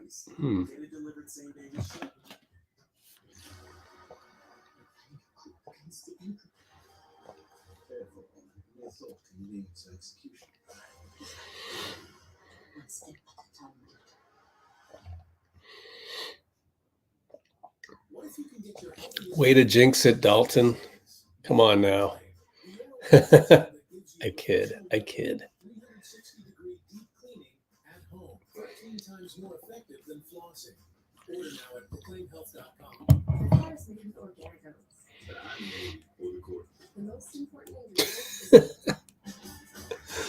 I'm so lost on how it works. Oh my God. Don't have time for that. They only had Summer League playoffs for like 1 or 2 years. Or a really deep playoffs. Other than that, how did they do it in 2013? I can't remember. Maybe it's been like that, but I know like 3 or 4 years ago, they had this crazy bracket. It was just too much. And so now that they just take the top 4 teams, much better choice doing that.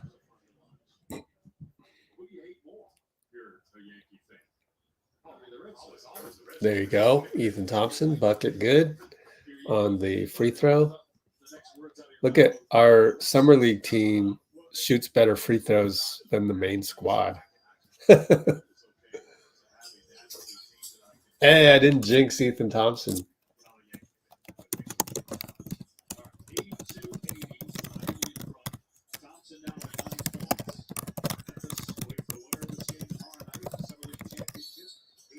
Got a whistle. It's a foul. What, on Knox maybe? I don't know. I wasn't watching. Yeah, Knox holding, automatic first down, holding on where on the roll. And how many team fouls is that, guys? Can you show me that ESPN or no? They still got the schedule up. Inside pass to Ware, scores and 1. That's what you didn't want to do, is foul him.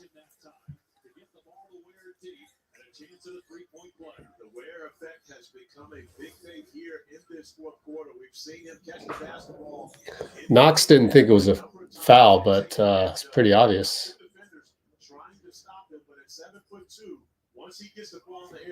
We're small right now. We don't have a center in there. I mean, Jackson Rowe is more of a power forward shooter.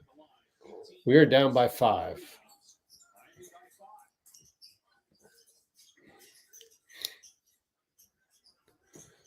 Pat Spencer, pick and roll Rowe. Over to Vescovi. Back up top Knox. Nearly traveled on the jab, but scores beautifully. That's an NBA move.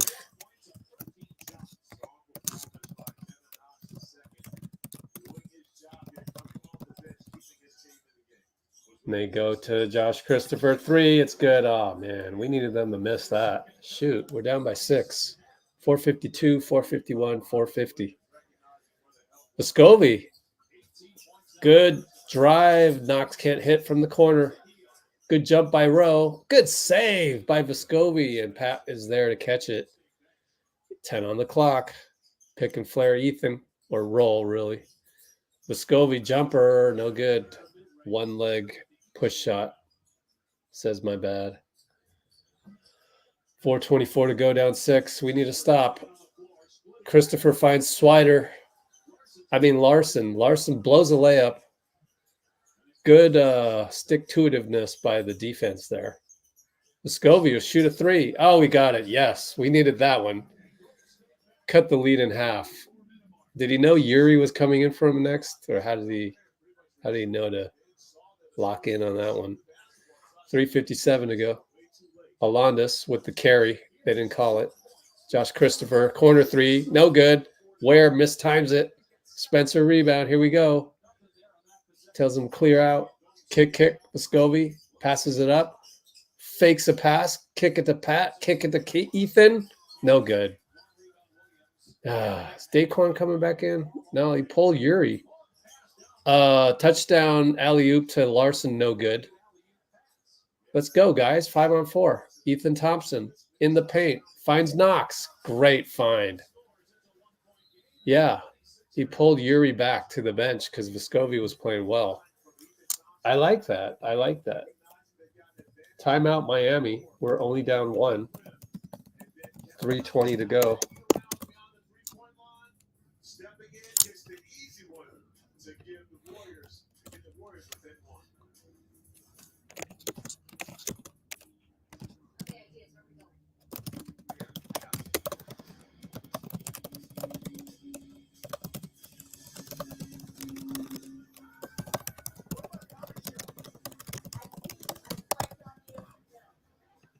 Yeah, he saw Vescovi was he also did a fake pass. It was in his bag. Man, if I was still reporting out on the scene, that's what I would ask Anthony Vereen at the interview scrum.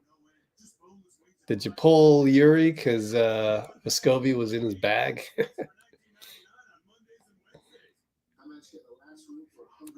Turnovers. Yeah, let's see. How many turnovers do they have? 12. It's lower than usual. 12 is lower than usual. It's around where they want to be. So tonight has been pretty good on turnovers.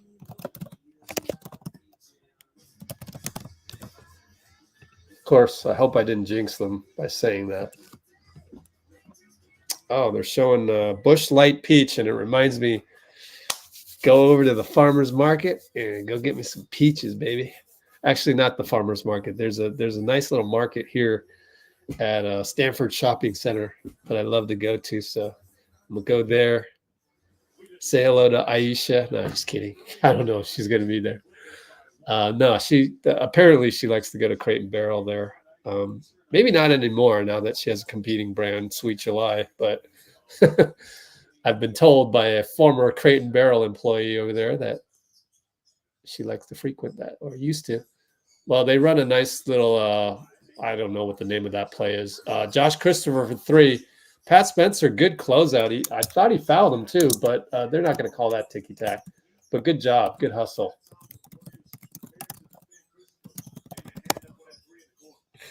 And that's what the announcer's saying.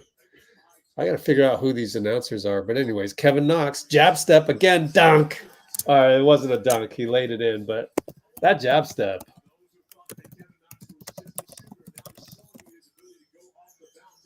Alondis up top. We got Yuri on him, so Yuri's back in the game. Veteran presence.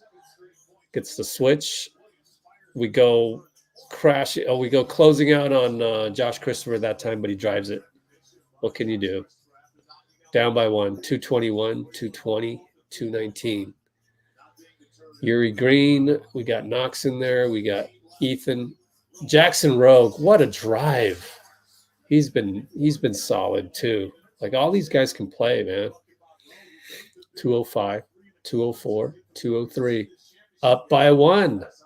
We're up by 1. Oh, Isaiah Stevens gets a lucky bucket in the paint. Or maybe he can do that. I don't know. Look lucky. Miami wants to sub their main guys in. Rowe with the handoff to Yuri. Another screen.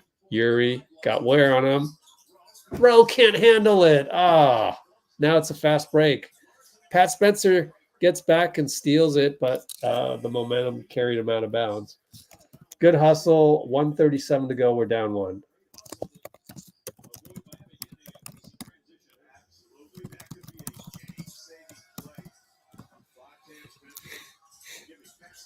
I called him Cam Spencer.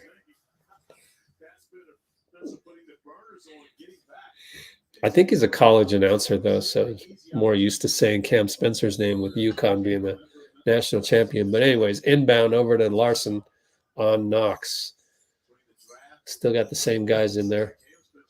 Larsson for 3. Oh, man, that could be the game-winning dagger. Shoot. Down by 4. 1:28 to go. Nearly a backcourt. Be careful, Rowe. Pat Spencer attacks. Kicks it. We need this, Knox. He got it. Oh, my God. Knox. Playing out of his mind. Yes, Knox.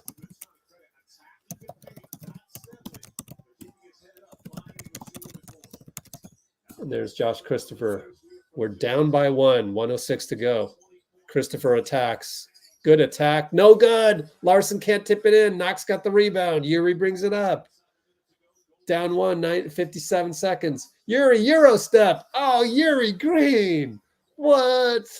He's playing so much better than the last 3 games that we've done here. This is his best game by far. Ethan Thompson. William. Oh, my bad. Oh my God. Josh Christopher just hit an and 1 on Knox. A runner that's swishes in. So, oh well. That's tough to take.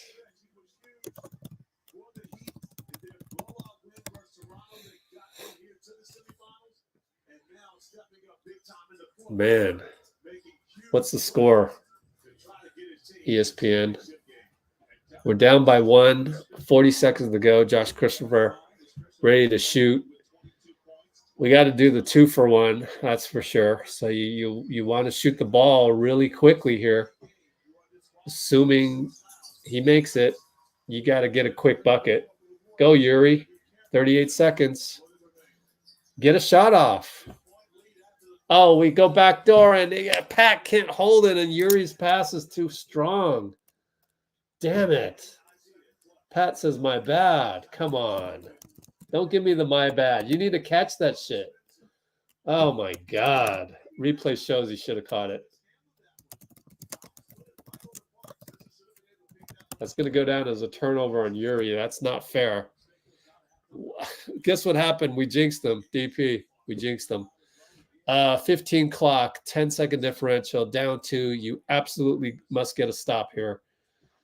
They get a switch. Rowe, Alanis goes right by him, blows the layup. Knox rebound. Yuri brings it up. Over to Jackson, over to Pat. Pat attacks.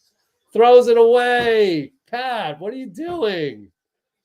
Golly. A great game by Pat, ruined by 2 straight mess-ups.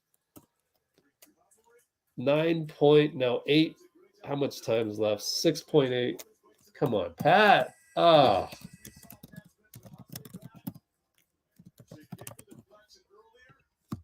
He literally talked about not turning the ball over last game.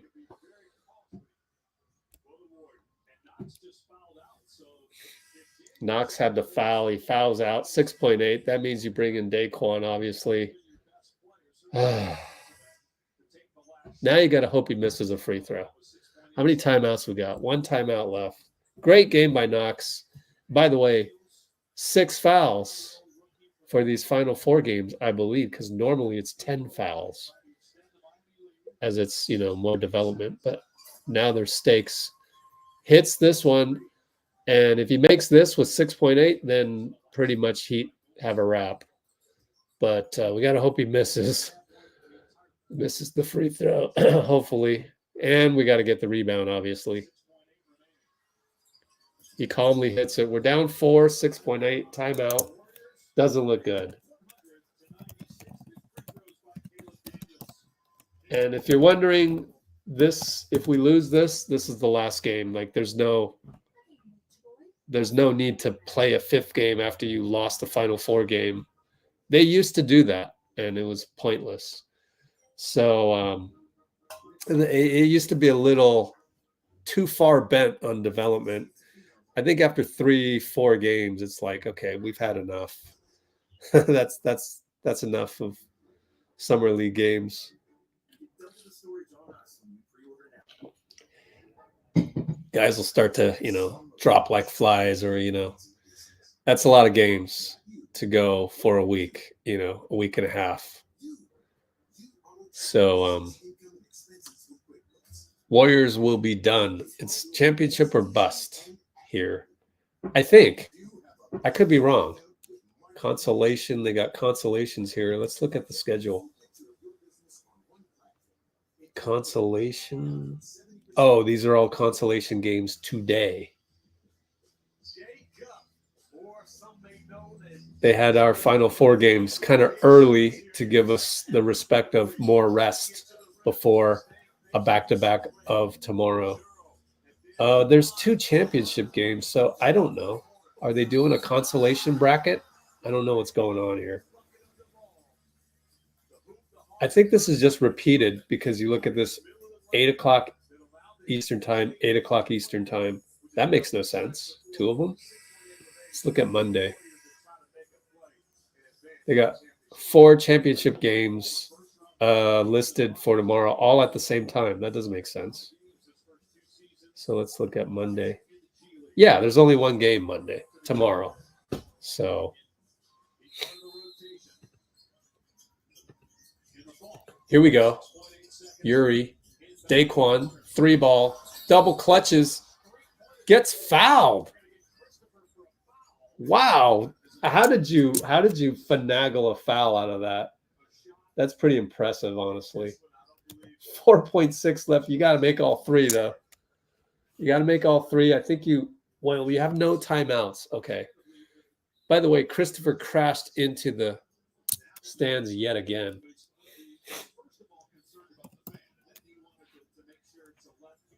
He wants a review, so let's see.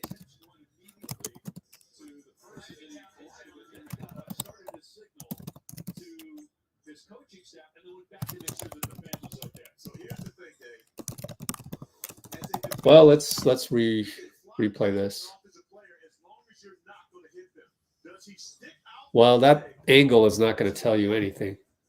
Oh yeah, easily. That's a foul. Way to go, Daeqwon, man. How do you do that? He's amazing. He's amazing. Oh, was he behind the line? Let's replay that. Yes, he's behind the line. I think you got to make 2 and then purposely miss the 3rd. What do you guys think?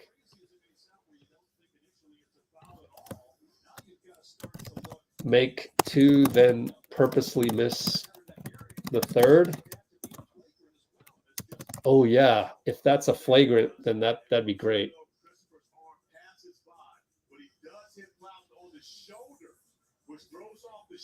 How's that a flagrant though? But let's just do a poll just for kicks. 4.8 sec. Well, let's just do a poll like that. I know it's poorly worded or whatnot, but hurry up before, I got 30-second delay from the live to YouTube here even. So I'm going to lose 30 seconds here. So let's quickly vote. It might be a flagrant. Who knows? But I don't know why that would be a flagrant. It's not a landing spot. It's just a foul. But I will gladly take a flagrant right now. We need that. Please.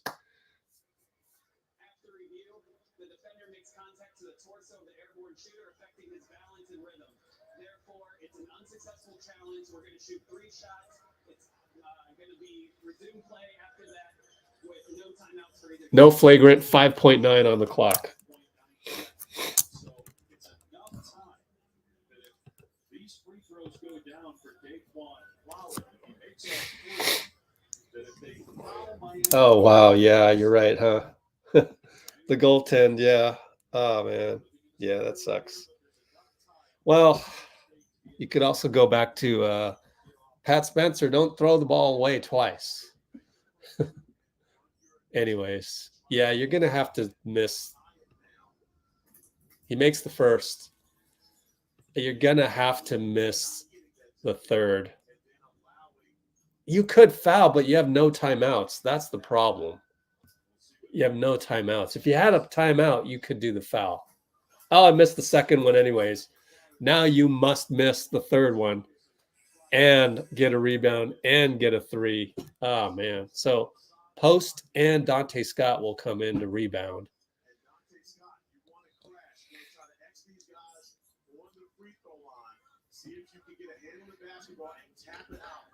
Come on, Daeqwon. Miss it away from where? Missed it. Oh, they got the rebound. Good job missing it, though, but that'll ruin your free throw percentage. 5.1. Now you got to hope they miss both. Oh, man.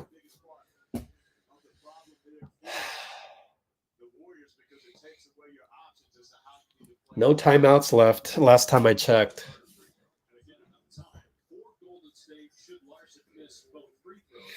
Come on, Larsson. He's probably a really good free throw shooter, though.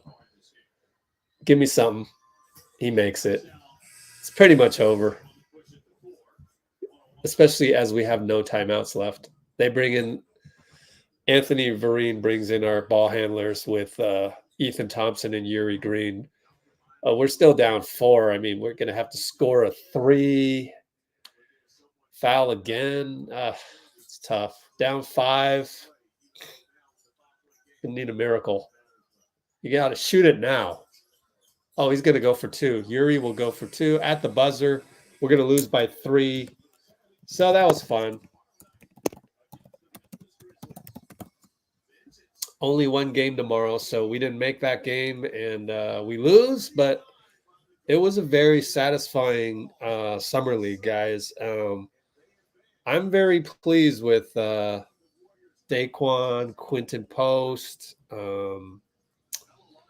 He needs more reps. I don't think you can compare him to Trace yet. We need to see way more games. Way more games. Can he keep it up? And he did make a few mistakes too. They're different players as well. So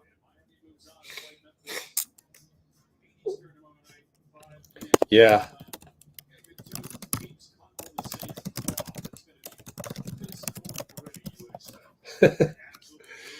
So when are we going to go live next? Let's check the USAB schedule. USAB.com. Let's look for men's national team. I'm definitely going to watch every women's national game. They're so good. I love the way they play. It's just really good basketball to watch. Schedule. When does Steph Curry play ball next? Schedule. Germany. July 22nd. What days? Tomorrow? Oh, we'll be back. We're back tomorrow. Nice. Okay, I'll take it. I love watching Steph play. So yeah, next live. USA Germany for Steph Curry. Or next live, Steph Curry and USA versus Germany at, what time was it at? 12 o'clock. Fox. Yeah. See you back here tomorrow. Who does Germany have? Oh, they got the Wagner brothers. Bratte time. Just us. Here we go. This is the next live. Boom. Tomorrow. Was Pods playing? Nah.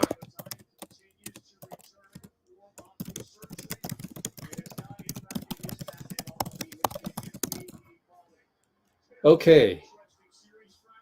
What happens? Just roll right into training camp. Training and scrimmages at Chase Center. Wait till training camp, which is around October 1st.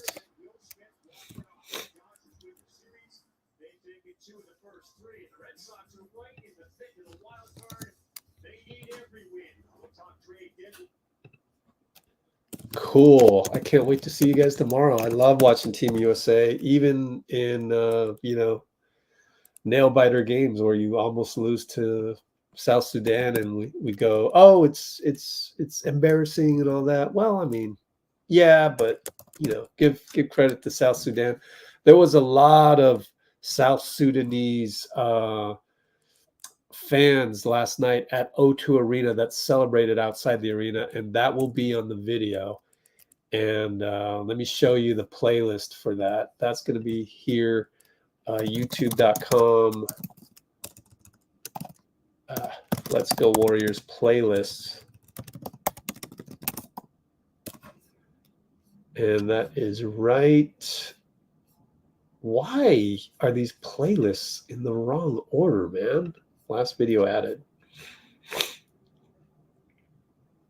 That'll be in this playlist right here, I guess. We could go to Dub Nation Diaries as well, but Team USA definitely this playlist. Playlist? No, it's watch. Share here. Save playlist to library. Huh. How do you send a playlist, man? View full playlist. There we go. No, share. Oh, here we go. Copy the URL and put that in here for you guys to have.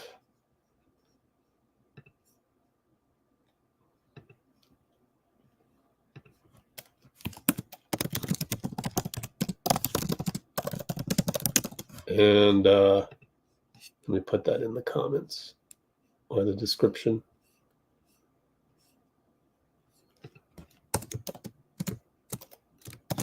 So keep a lookout for that on the channel coming up. And again, next live coming up. Just us time.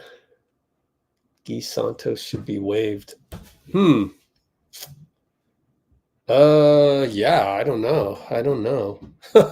Good question. Honestly, that's a good question. That's one of those where I'm glad I don't have to make that decision. And I'll put my faith into Dunleavy.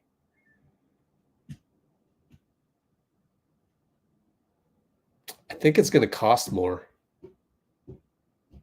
So, good question, but Guy will be much cheaper than Knox, okay, at Event Min. And right now, we're only 500K below the first apron hard cap. Actually, if you waive, you can't waive Guy without swallowing his contract as well. So transactionally, now that I think about it, Bruce is right. But now that Bruce is giving you his opinion from a just a roster perspective, but from a salary cap perspective, I'm not sure that the waive Guy add Knox transactions work. So I'm dodging your question by giving you the salary cap issue. We're only 500K below the first apron. We would have to eat Guy's salary. That would count. It's already count against the salary cap. Then to get Knox, then you're adding his salary to that. We can't afford it right now. So I think wait till August 5th again for Lowry Markkanen to happen or not before you think about this again. So I think that's my answer to you on that.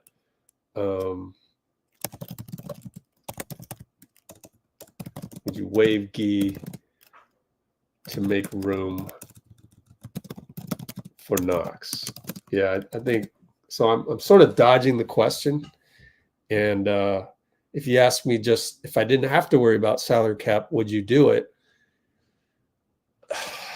I'm not sure that Knox wants that, you know. You could consider that Knox is here to showcase his skills to get a contract somewhere else.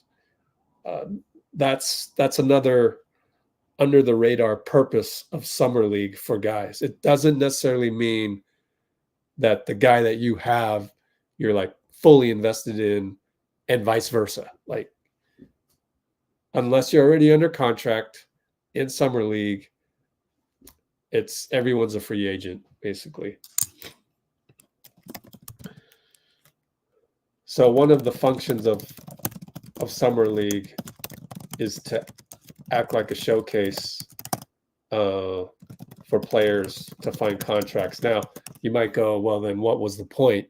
Well, I mean, you do want to field a good team for the chemistry part, and you want good feels too. You want Knox to feel good about the Warriors, and you never know. You want to. They remember the guys that gave them opportunities, and you never know.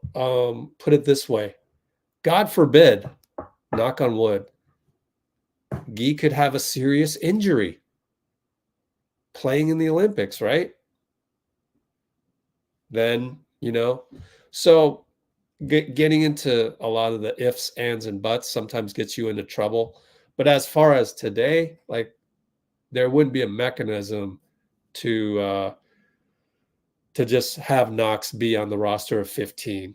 And he's going to field some offers. So let's just see what happens.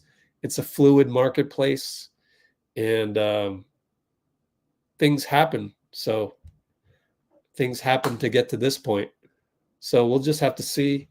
And also the main thing is we're back to Markkanen and the August 5th or August 6th, quote unquote, deadline for the Jazz. And again, we're talking about Markkanen, but I've said that for those of you who are new here today, like, been saying it the whole time, like, Markkanen,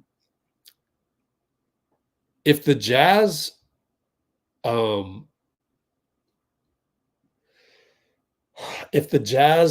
don't give Markkanen an extension, and preceding that, he needs to get a raise. So they need to give him a raise, and they need to give him an extension, because the extension amount, he wants to get the max. And you wouldn't want to piss off your best player by not giving him a raise and an extension. So, like, if you keep them, if you keep Markkanen, if you're the Jazz and you keep Markkanen, you better be ready to pay. You better be giving him an extension. And if you do that and you wait until August 5th or 6th, now you're only allowing yourself to trade him. He can't be traded for 6 months if you give him the extension. So then what they could do, they could just give him a raise to $34 million. They could just keep him and not trade him to us. But then if it goes past August 6th, they're stuck with him for until for the whole year, because then they'll miss the trade deadline. So I don't think that's something you'd want to do. You'd want flexibility, especially going into an historic draft. So there's all these logical points and dominoes that need to fall. And so Knox being on the Warriors is going to depend on if Markkanen's on the Warriors. So, and it depends on Knox and the market for Knox. But now that we're talking about Markkanen, you know, Utah's got to make a decision by August 6th. They just do. I just can't see a possibility. Like, they would really be screwing this up, this rebuild, I think, if they kept Markkanen. If you keep Markkanen, you have to pay him $46 million next year. Like, why would you? I guess Markkanen with a bunch of draft picks from 2025 and young players, I guess that's a way to rebuild. But like, I don't think Markkanen wants to do that. Like, I think he would demand a trade. Then you got locker room problems. If he demands a trade, then you got an asset that, you know, is just going to sit around for a while, and people are going to try to fleece you for that. Just trade him now when you're engaged with Golden State. And like, so this is like one of the first times that I've really thought through all the mechanisms of keeping Lowry on the Jazz. Like, it just doesn't make sense to me. So then I just go back to Buddy Hield taking a single-digit millions salary with us. Same thing with Kyle Anderson. It's like someone on the Warriors must have told him that, like, look, the Jazz keeping Markkanen is just, it doesn't make sense. Then again, you never know what they're doing. So Ainge has that reputation. The Jazz have a new owner, so they could do something illogical. And Joe Lacob has talked about trade partners being illogical literally on a podcast 3 or 4 days ago. So I wonder who he was talking about, right? Not like we made a ton of trades in the past. And so far, the trades that we had made, they seem logical. Like, what? Klay Thompson traded to the Mavericks. Were they illogical? Like, who's he talking about? It's got to be the Jazz. We're just doing, you know, Sherlock Holmes process of elimination thing. And I wouldn't understand what the Jazz would be doing if they didn't trade Markkanen by August 5th. Like, don't even trade him to us. Trade him to somebody else. Like, show me that you know what you're doing as a rebuilding team. Like, you should be tanking. You should be tanking 2025. Now is the time to tank. The Western Conference is super powerful. Just tank right now. Why would you want to have Markkanen on the team to maybe win more games than you want? You want to take, like, so all of these, what do you call it? Like, markers, all of these markers just tell me that, like, Utah, the smart thing for Utah to do is to trade Markkanen. Therefore, and I just explained why, more markers and logical points. So if Utah should trade Markkanen as a rebuilding team to employ an OKC-like blueprint of rebuilding your team with 2 straight tremendous drafts coming up, 2025 and 2026. Once again, for those of you who are new here, Eric G told me there's like 10 franchise players in 2025. And then we haven't even talked about 2026, but that one's pretty good too. And so, like, if you're going to rebuild, do it that way. Like, just go on full on tank. No one, like, people will respect you for that. Number one, it seems like the right thing to do. And for them not to do that just doesn't make sense. So, okay, trade Lowry. So who are you going to trade him to? Well, Golden State, we have the assets, we have the draft picks, and if necessary, if you're a madman about it, because all along you should just be wanting draft picks, a la the Nets. The Nets are doing the right thing. Now, look, there was Bojan Bogdanovic involved in it, but like if you really needed Kuminga rather than the process of maybe, you know, Dean has suggested we could do a 3-way trade with, send Wiggins to the Pelicans, send Brandon Ingram to Utah so that you'd still have, you know, a reason to buy a ticket to see the Jazz. You know, if you really needed to match what the Nets did or what the Knicks did, then okay, you'd have to put in a salary there. Okay, fine. But like the real haul for the Nets were the 4 first-round picks. So that established the going rate. And we can do this sort of. Like, the problem is 2030. So there are a few complications, but like, who else are you engaged with to get 4 draft picks for Markkanen right now? And that's why if it took Kuminga, I would do it. If it took Podziemski, I would do it, because Markkanen is a 7-footer who can score, who can shoot, is a good, dyad to have with. Actually, it's a triumvirate. To add Markkanen to Draymond and Steph makes a lot of sense to me. You could do a lot just with those 3 guys, run a lot of actions, whereas the actions you would get from Podziemski in those 3, Steph, Draymond, Podziemski, Steph, Draymond, Kuminga, just not as good. So I would trade Podziemski. I would actually trade Podziemski and Kuminga if it took that. And I've said this over and over again, so this is not a surprise to those of you here. It's just that that's kind of a madman. That's not fair in terms of, like, this is the established market rate of what, a guy that will make you a championship contender costs.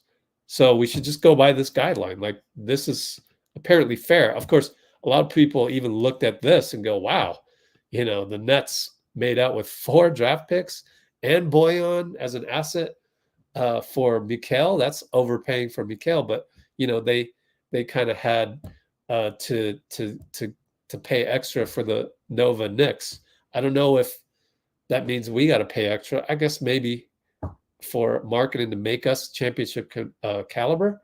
All right, but like, so that's why I would be willing to throw Podziemski and Kuminga in there. But like, that's just me. So that's not, I'm not Lacob, I'm not Dunleavy. I just know that we have the pieces to get the deal done. Therefore, if we have the pieces to get the deal done, get the deal done. And from the Utah side, like, I would just keep negotiating. But like, they're the ones that are supposed to be more desperate. Like, just a tad. Like, yes, we are desperate to field a championship roster. Okay, yeah.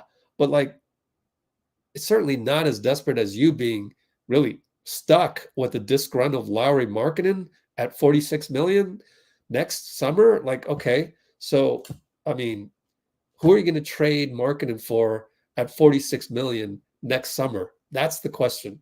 And that I haven't done the homework on that one. But someone tell me, like, what's the alternative for the Jazz? That is the alternative. The alternative for the Jazz is to pay Markkanen $46 million next summer. I mean, like, okay, they don't get paid in the summer. Is to have a contract ready for Lowry at $46 million, giving him an extension. Like, okay, I mean, like, you're going to rebuild your team with a guy that's never been in the playoffs. He's going to be 27, 28 years old. Bunch of draft picks, Cooper Flag next to Lowry. I mean, or that's the best case scenario, right? I mean, like, where are you going with all this? Just do the OKC model. Get Cooper Flag on your team, number one, and I don't know. It just doesn't fit. To me, Lowry on the Utah Jazz next summer, ready to make $46 million. It doesn't fit. It doesn't, like, how do you rebuild off of that? And so maybe you go, okay, well, you rebuild off of that by trading him for $46 million worth of assets coming in. That's the next step. That would be the next piece of homework after we're done with tomorrow's game, Germany, because all of these live streams, takes a lot of energy for me to do. And all of the games, Germany game, South Sudan, I'm doing South Sudan right now after I get off this live. So that's my next step, is really to figure out. You guys do some of the homework for me too, right? Go tell me, like, So I did a Markkanen deep dive, ending with what are the Jazz going to do with Lowry at 46 mil next summer, right? Tell me what that strategy is like. And if there's some really awesome plan behind that, okay, then maybe the Warriors aren't going to get Markkanen, because the plan of Markkanen making 46 million and maybe trading him to a non-second apron team, by the way, because they can't aggregate. You're going to get another $46 million player to come in, or what are you doing? So better to start with a clean slate, right? So I'm going to end on that. And USA tomorrow. Bruce disagrees. Yeah, I gotta do a deep dive on that too, but when I have time. Current two-way players? Well, it's just 3 more players, bonus players. Yeah. So think of it as 3 more bonus players in addition to your main 15. So that's really just it. We got to stop looking for perfect players. I don't know what that means. Like, he's a 7-footer. That's the difference. If he wasn't 7 feet, I wouldn't be wanting to trade for him this badly.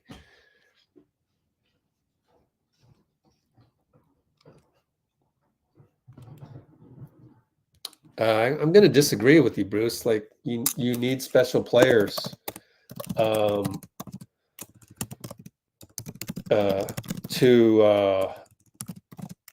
be in the combo with Mavs, Celtics, really just Mavs and Celtics, Nuggets.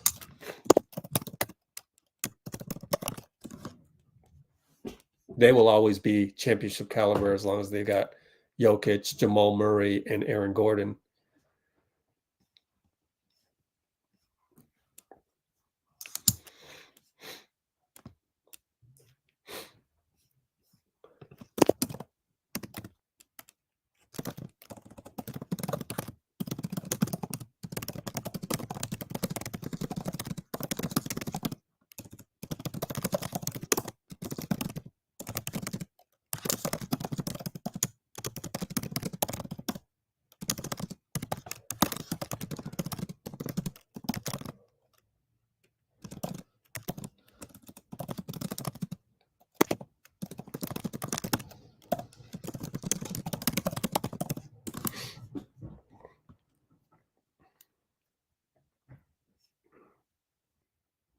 Well, the whole losing hope, there's no reason to lose hope.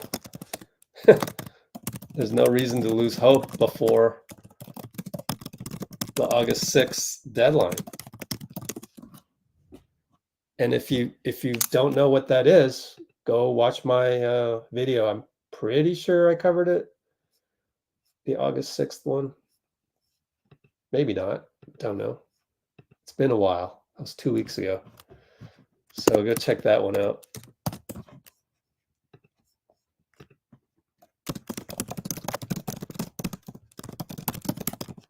I should do an updated video on that. But by the time I do that, he might get traded. Well, we're working with moving targets. Yeah, I mean, some of what I'm hearing is the typical "we need a big man" type thing in your comment there, Dragon. So I getting a little worried about that, but spend enough time on Let's Go Warriors, you come to realize that the complaining that you see on Twitter, we don't really do that here. So, oh, we need a big man. We need a big man. It's like, that's your big man, Markkanen. Like, so why should you lose hope? You of all people should hope for Markkanen if you're the, can we get a banger? Can we get a banger inside? Like, the one thing you got to promise me, you got to promise me that you'll somehow get to understand the offense that revolves around Steph and Dray isn't inside banger based. Okay, so you got to know that before you come onto the channel, but it's okay. I'll work with you.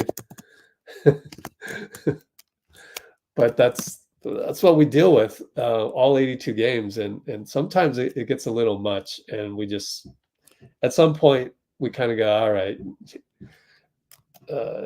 take that to Twitter. You'll have more fun on Twitter doing that. Here we're dealing with information, and we're just not entertainment or complainy based. We just work with, we see what we see on the court. We see what we see behind the scenes, interviews, strategy, experience, what we know about basketball itself. And it's oftentimes a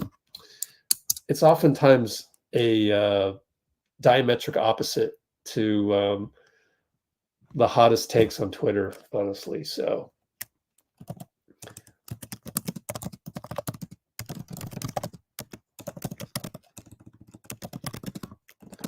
okay, so let's try to get to the end of this.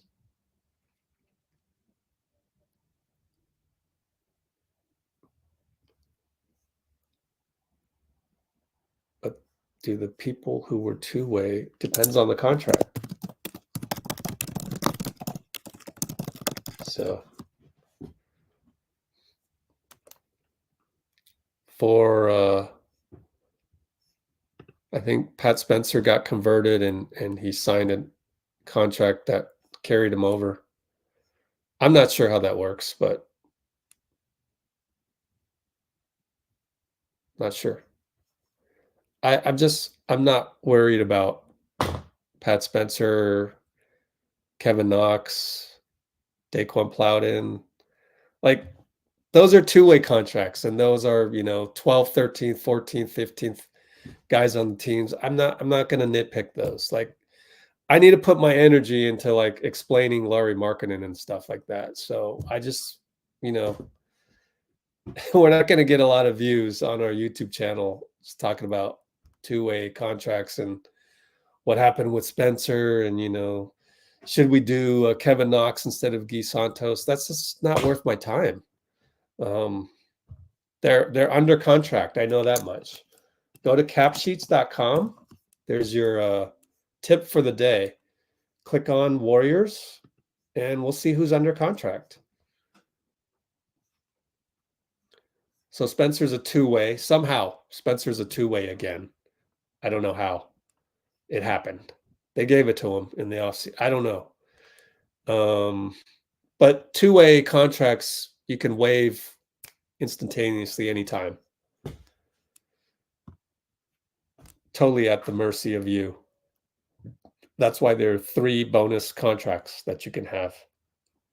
3 bonus spots that you can shift in and out. So these are the 14 that we have. You usually want to keep it at 14 to give you some flexibility without having to, you get a 15th player, you might have to waive them, unless it's through a trade. So we usually want to, that's what we've learned for the last 5 years. Keep the 15th spot open, your two-way contracts, like however they're done is however they're done. Like, yeah, I don't worry about, these guys. I do worry about Trace because he is a role player that is going to get playing time. But like a guy like Lindy Waters, like, I don't really spend a whole lot of energy thinking about Lindy Waters. There's going to be Lindy Waters and Guy Santos on every team. So it's just, it's a common thing in the NBA. Usually most teams aren't even this deep.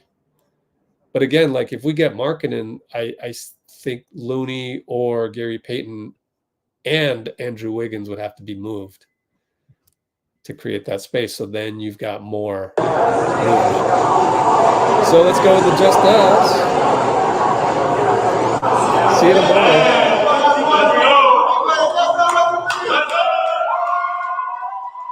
Tomorrow, be right back here. We can talk more tomorrow about it all. And Brate, so Just Us 1, 2, 3. Brate, see you tomorrow. And how many hours is that? 22 and a half hours. I think. I don't know if I did my math right. No, I didn't do it right. 3.5 hours. So that's 20 and a half hours from now. Oh, man. But that's fun. All right. Thanks, guys.